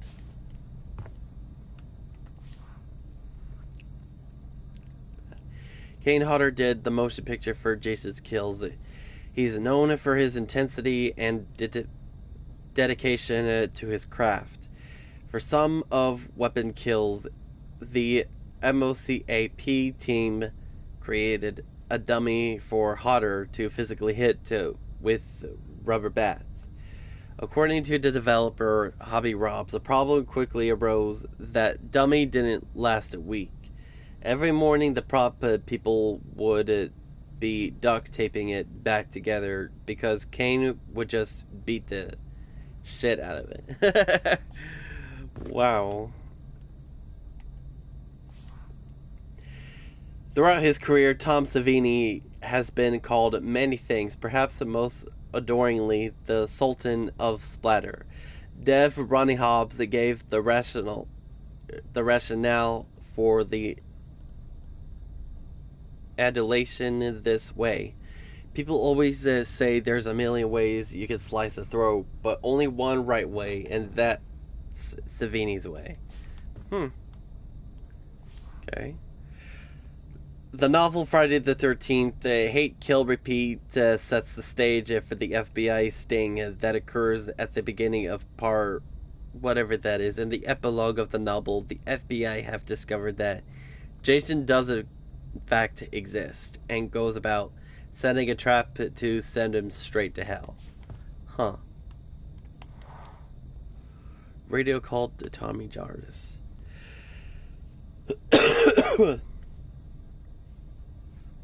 Throughout the series, Harry McGreevy's iconic Kiki Ma Ma Ma has been used to underscore Jason's presence in Part 5. This iconic monitor is subverted. Tommy Jarvis, driven mad by hallucinations of Jason, rises from the hospital bed as the VO whispers Kiki ta ta ta as he opens the drawer to see the hockey mask waiting for him. Ki is for kill and Ta is for Tommy. Damn, that was pretty interesting. Tommy Jarvis's desk. The role of Tommy Jarvis is one of the few reoccurring protagonists of the series, showing up in 3 movies, albeit played by 3 different actors. Young Tommy's interest in masks serves as a homage to Tom Savini. Oh, cool. Friday the 13th, Part 3 was the first movie in the series to break the date implied in the title. The film picks up the day after events of Part 2, making it Saturday the 14th. While there are a few scenes on Saturday, majority of the film takes place on the following day, Sunday the 15th. Huh. So the story after Part 2 took place like a day or 2 after the event. Okay. The original movie, the role of Brenda was played by Laurie Bardem. The audience is introduced to her character as she is moving a large archery target to the range. As she places the target on the easel, a foreshadowing arrow shot by the prankster Ned whizzes by her. Late in the movie, Brenda is thrown through a window. As it happened, it was not Laurie Bardem who did the stunt, but Tom Savini who played the flying team. Oh, so Tom Savini wore a dress and did the stunt double for the actress in the original movie. Okay. Pitchfork. Besides Bill's implement in the original Friday, there have been several characters that Jason had affixed to walls or doors or even rafters. The biker gang character of Fox, played by Gloria Charles, was impaled in the neck with a pitchfork and left to hang it from the second story of a barn. The pitchfork was real, but made so that the 2 prongs in the middle were collapsible. Huh. So it was technically real, but it was somewhat altered to make it into more of a prop. Okay. No 2 Friday the 13th have filmed Crystal Lake at the same lake. Huh.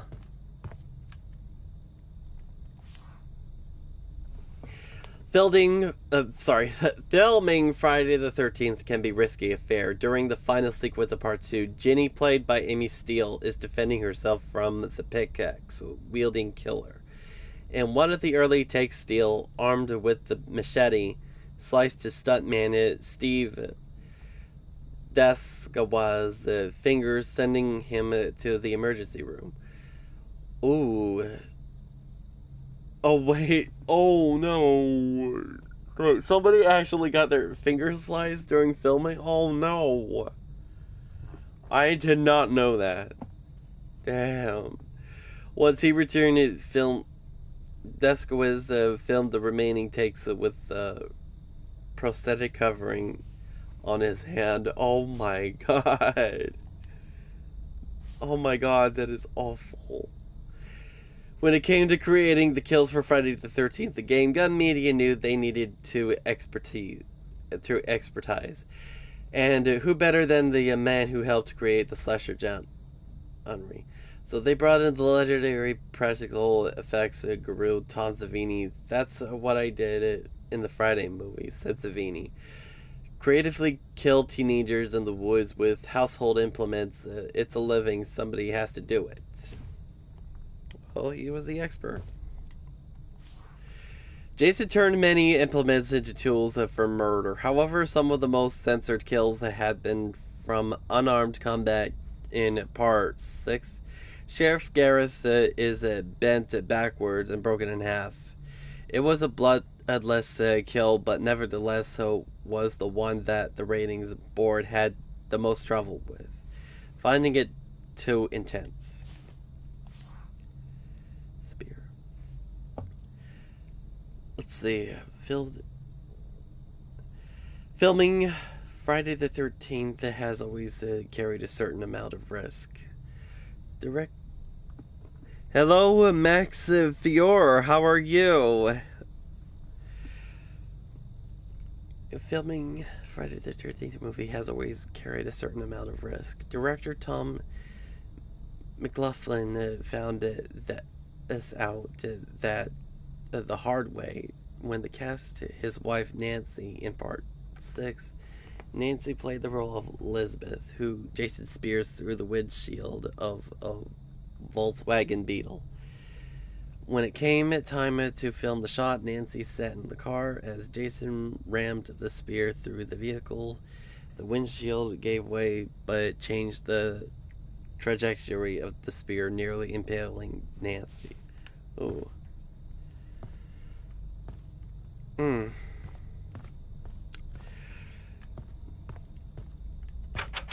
Coming soon. I highly doubt that's going to be coming soon because Gun Media is not releasing any more updates.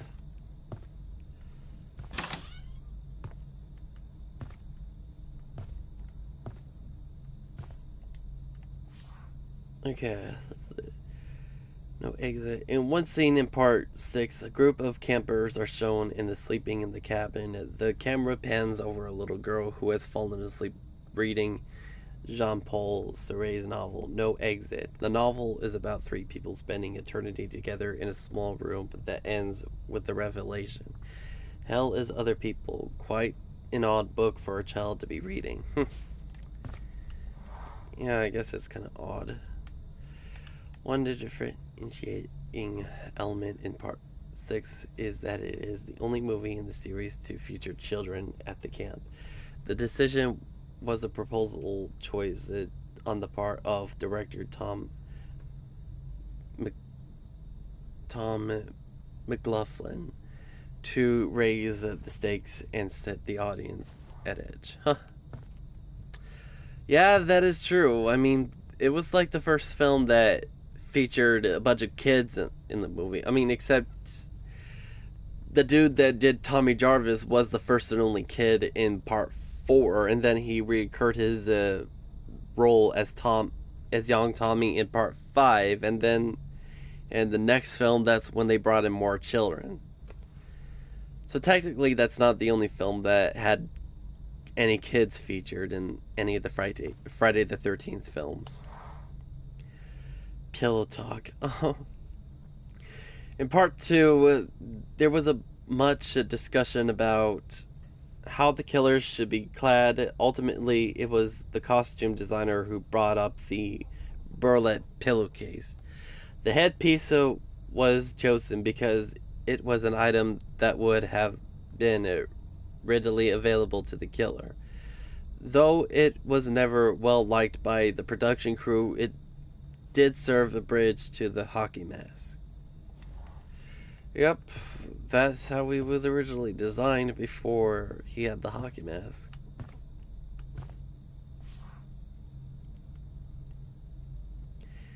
Unger report. John Shepard played the shell-shocked Tommy Jarvis in the 5th film. A New Beginning. Oh, sorry. Tommy, psychologically damaged by his run with Jason in the final chapter, is sent to a treatment facility called Pinehurst Halfway Home. The Pinehurst Halfway Home. Sorry. Shepard took the role seriously, spending a few months volunteering in a state mental hospital to prepare. Oh, so he was in a psych ward before filming? Huh. Toy Spider. Shava Ross played the character of Reggie, a prankster and one of the heroes in Part 5. In Reggie's introduction, he startles a troubled Tommy Jarvis with the rubber spider before professing that, "Where I come from, you learn to be scared of nothing." Reggie would make good on his boast. In the third act, the killer is about to catch Pam when Reggie runs him over with a tractor.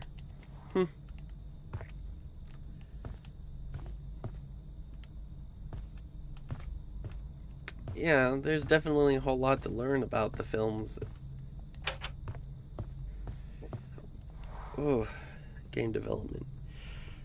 Game development can be a consuming and somewhat unique enterprise.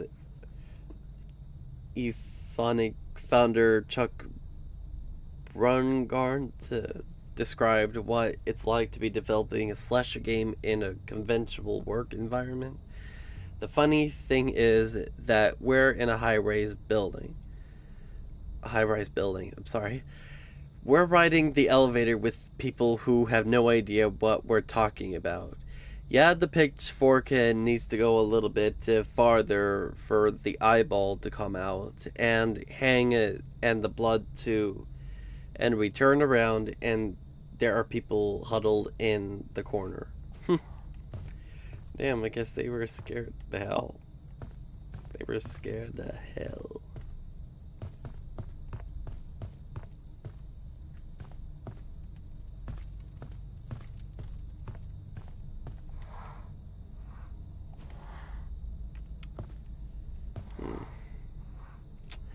Tiffany Cox and Kenny. The Spring Break clothing pack DLC introduced skimpy swimsuits and a new challenge for the art team at Phonic. In an interview, art director Cole Gray stated, "We hadn't built the system originally for the customization of swimsuit. We've had to overhaul how the characters function fundamentally. It has to do with a much larger scope of work that involves a gore system. So now we have a bunch of new clothes that work with the way our characters pop. Our characters are essentially crash test dummies that they have to break apart at certain locations. It has a bit of a challenge. It was a bit of a challenge, I'm going to say, sorry."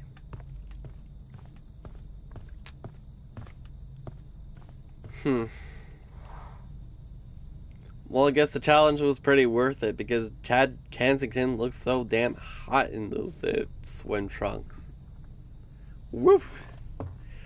With a budget of just over $500,000, Sean Cunningham had a little budget for expensive lighting rigs that resulted in a very dark night shots. Making the best of the situation, Cunningham chose props and costumes that had bright colors. Even the doors were painted bright red.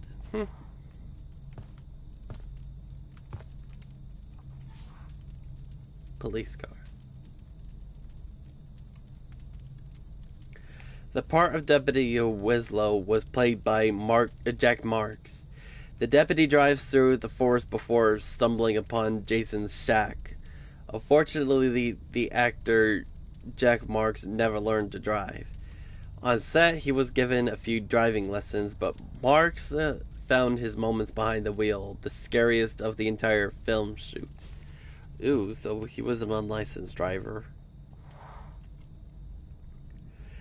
Wheelchair. One of the most popular kills of the series can be found in Friday the 13th Part 2. It involves the lovable wheelchair-bound jock, Mark. Confined to the wheelchair by a motorcycle accident, Mark remains optimistic that he might walk again. Mark took a machete to the face, causing him to roll backwards down a long flight of stairs. It is a classic kill in the series, made even more notable in the first film, the first time. Sorry. Jason kills someone with his signature machete.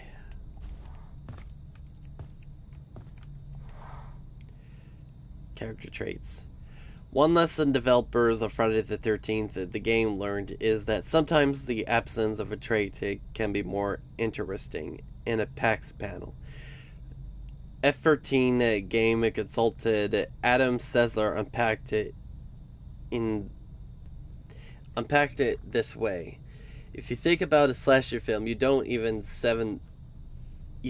seven smart, talented, athletic counselors that are up against Jason. They all maybe have a benefit here and there, but on the whole, they kind of suck. And that's the part of the fun of the movie. One thing I've learned in the course of playing this game is when things go wrong, it's actually more fun. Yeah, I guess that's kind of true.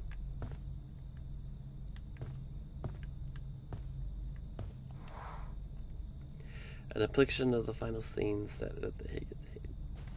Huh. Yeah. Right.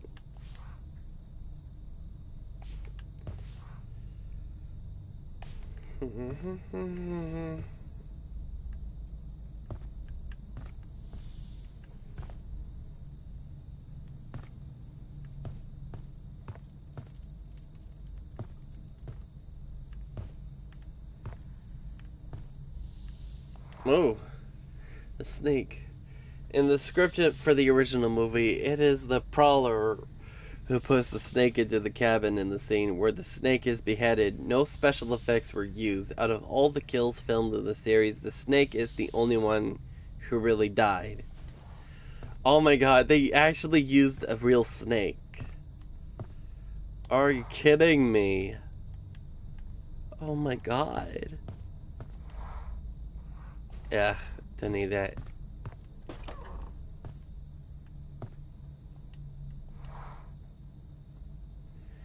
Jenny Myers. The character of Jenny Myers, known as the girl next door, is voiced by the talented Christina Glebe. Unlike her character, Christina is a bit of a traveler born in New York. Spent her formative years in Germany, France, and Italy. Okay. Cool. Oh, nudity is one of the hallmarks of a Friday film, principally female nudity. Oh gee, I wonder whose idea that was.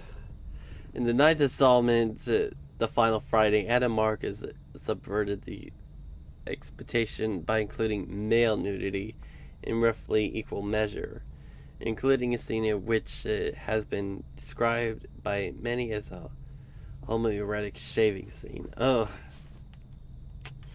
Yeah, that's a fact. There were a lot of female nudity in the Friday the 13th films. And of course, there were some naked guys in the film, too.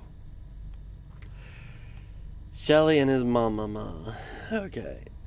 Larry Zerner played the role of fan favorite Shelley in Friday the 13th Part 3. In the movie, Vera, played by Catherine Perks, is on the docks of Crystal Lake when she finds Shelley's wallet. Inside is a picture of Larry and his actual mother. Startled by noise, Vera drops the wallet into the muddy waters. Upon fishing it out, she is confronted with Jason wielding a harpoon gun. Fans know the rest of the story. What they might know is that after filming, Larry gave the washed out photo to his mother, who put it in her fridge as a memento. It stayed there for 30 years before it was scanned and put into this very game. Oh, okay. Cool. So they used the actual photo of him and his real mother in the film. Okay. Oh, okay. That's awesome. Whoa. What have we here?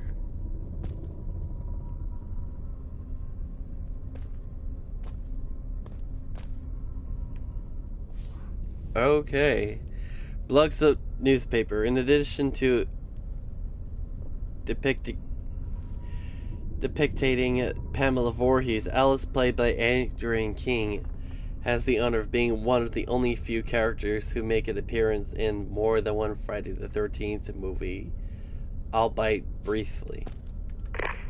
Congratulations on completing the virtual cabin.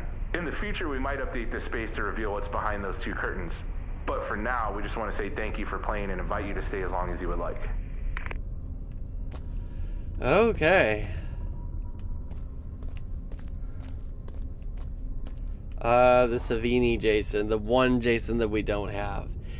Savini's Jason wasn't an exclusive reward for backers that supported the game early on. Special makeup effect guru Tom Savini created this Jason to reflect what Jason may have looked like after he returned from hell. Jason is badly wounded, deep gashes cover his body, and his skin is burned beyond recognition. Jason emerges from hell clutching a pitchfork he pried from the hands of Lucifer himself. Savini's concept is a terrifying, unforgettable take on the king of slashers. Damn. Imagine if we had this Jason right now. That would have been so badass. And too bad we won't get to see what's behind these curtains.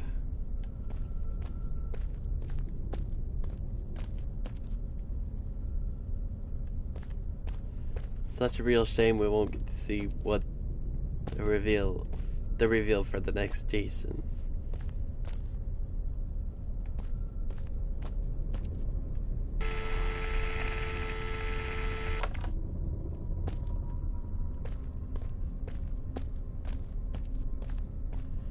Damn.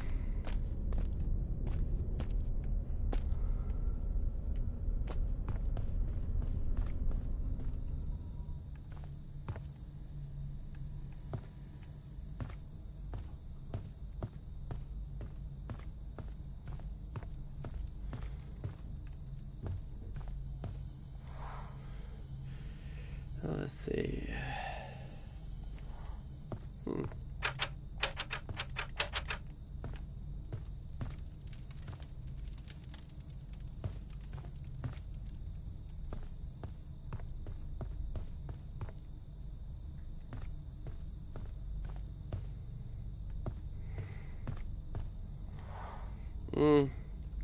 But like other movies of the series, Part 2 had a difficult time receiving an R rating from the Motion Picture Association of America. And an X rating was the only avoided once 48 seconds had been trimmed. One scene that raised the ire of censors particularly was the murder scene of Jeff and Sandra, impaled by a spear while having sex in a bed. Ooh. Damn.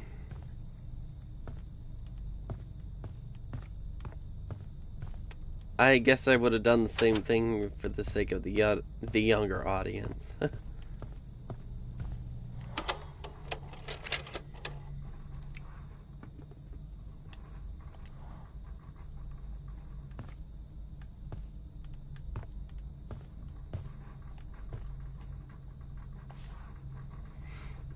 Long Night at Camp Blood Part 2.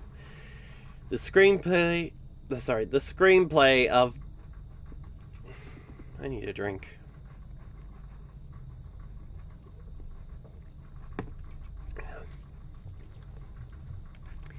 The screenplay for the original Friday the 13th was initially titled A Long Night at Camp Blood. Director Sean S. Cunningham, however, had always wanted the name of the movie to be Friday the 13th. Even more, he had finished a script, and Cunningham took an advertisement out in a trade publication to stake his claim to the popular idiom. The new title was successful, although you could still see references of to Kent blood sprinkled throughout the series. Huh. Let's see.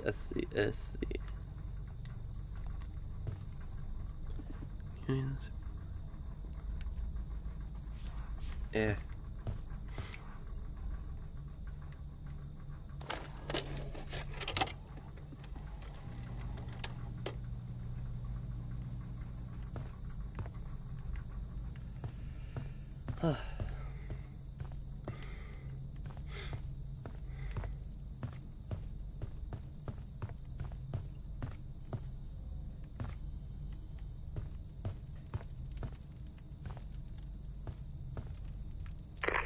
Okay, so did you want to do an intro? Hello. Welcome to the Virtual Cabin. I'm Chuck Brengard, CEO of Ilphonic, and we are the developers behind Friday the 13th, the game, which you are currently playing now. Is there anything you want to say to the fans? Sure. I just want to say thanks for playing and supporting the game. Our fan base has been incredible. This project has exceeded even our wildest dreams, and that's because of all your continued and amazing support. So where are we? So this is the Virtual Cabin, 2.0 to be exact.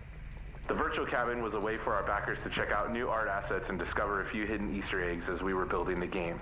It was a really engaging way to show a sneak peek at what we were developing. So, why bring it back? A ton of work went into researching the Friday the 13th films for the game, and we wanted to present a fun way to go behind the scenes and learn more about how the movies in the game were made. Consider this as an expanded virtual museum, a space where you can explore the lore of Friday the 13th and take it all in. Who knows? There might even be a few new Easter eggs to discover, if you go digging deep enough. Sorry, I didn't mean for that to sound so ominous. Okay.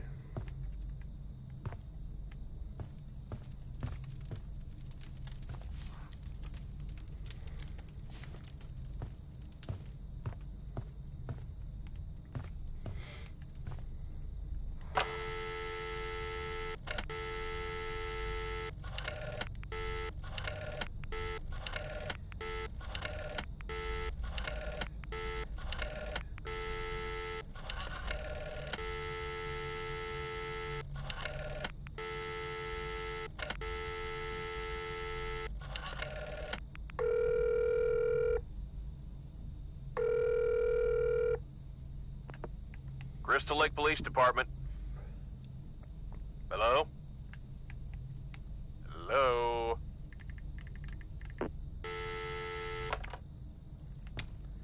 Damn.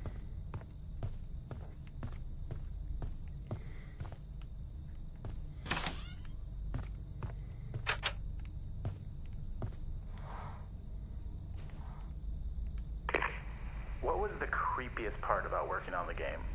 Oh, for sure the phone calls. Okay, sorry, that was great. Can you start over, but this time incorporate the question into your answer? My bad, yeah. So the creepiest part about working on this game was I get these weird phone calls to my personal phone. We worked on the game for almost, I think it was about 3 years. And every single Friday the 13th, we would get these calls from someone. At first, I thought it was someone at the studio, Paul or Dan or something, but it had to be like an F-13 fanboy or something. They would use this voice distortion and claim to be Pamela warning us to honor the memory of her son.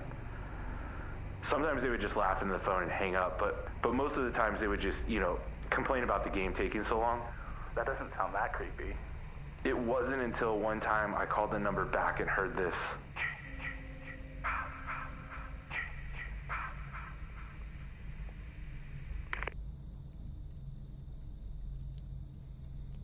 Damn.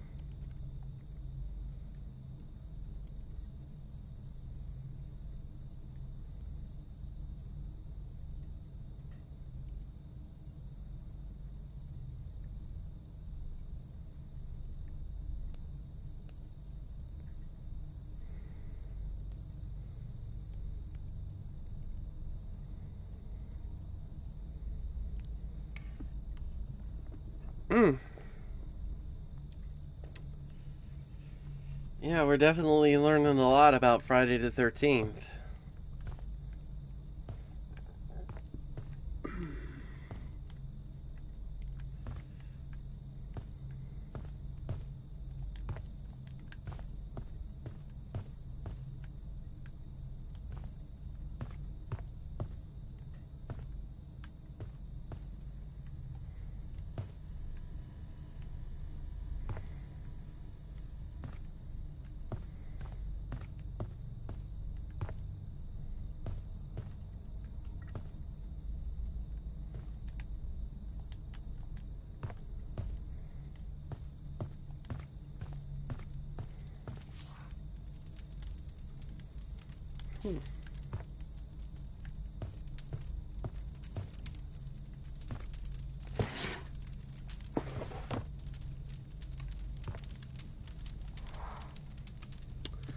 Flames.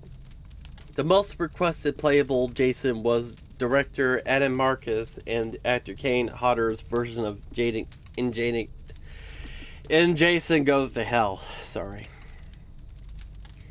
This is ironic given how little screen time that the movie gives to the Corporal Jason. Damn.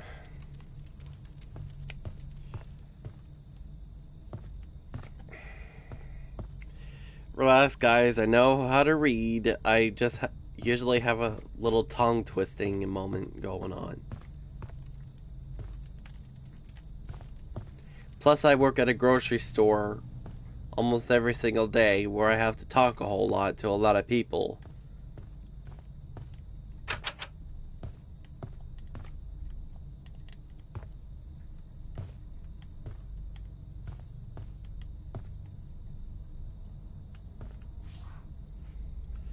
Guard Kane. Veteran Jason actor Kane Hodder plays 3 roles in Jason Goes to Hell. Not only does he play the titular character, Hodder also played a security guard who mocks Jason and the gloved hand, who grabs the hockey mask in the final shot of the movie. Huh.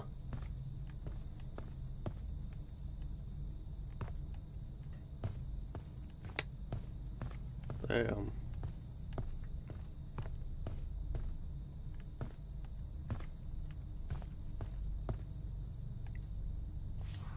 The bird. The jungle gym in the front of the Voorhees residence that Jason and the protagonist Stephen Freeman fight on is the same jungle gym Alfred Hitchcock used in 1963 for The Birds. Oh, I've seen that movie. It's a good classic. Definitely check it out. Jason's relationship with animals is undefined in part 2. Jeff and Sandra discover a dead dog. It is suspected that it is the work of the killer, although it's never confirmed. In part 8, Jason takes Manhattan. The director instructed Kane Hodder, who played Jason, to kick a dog. Hodder, however, refused, saying it wasn't in Jason's character.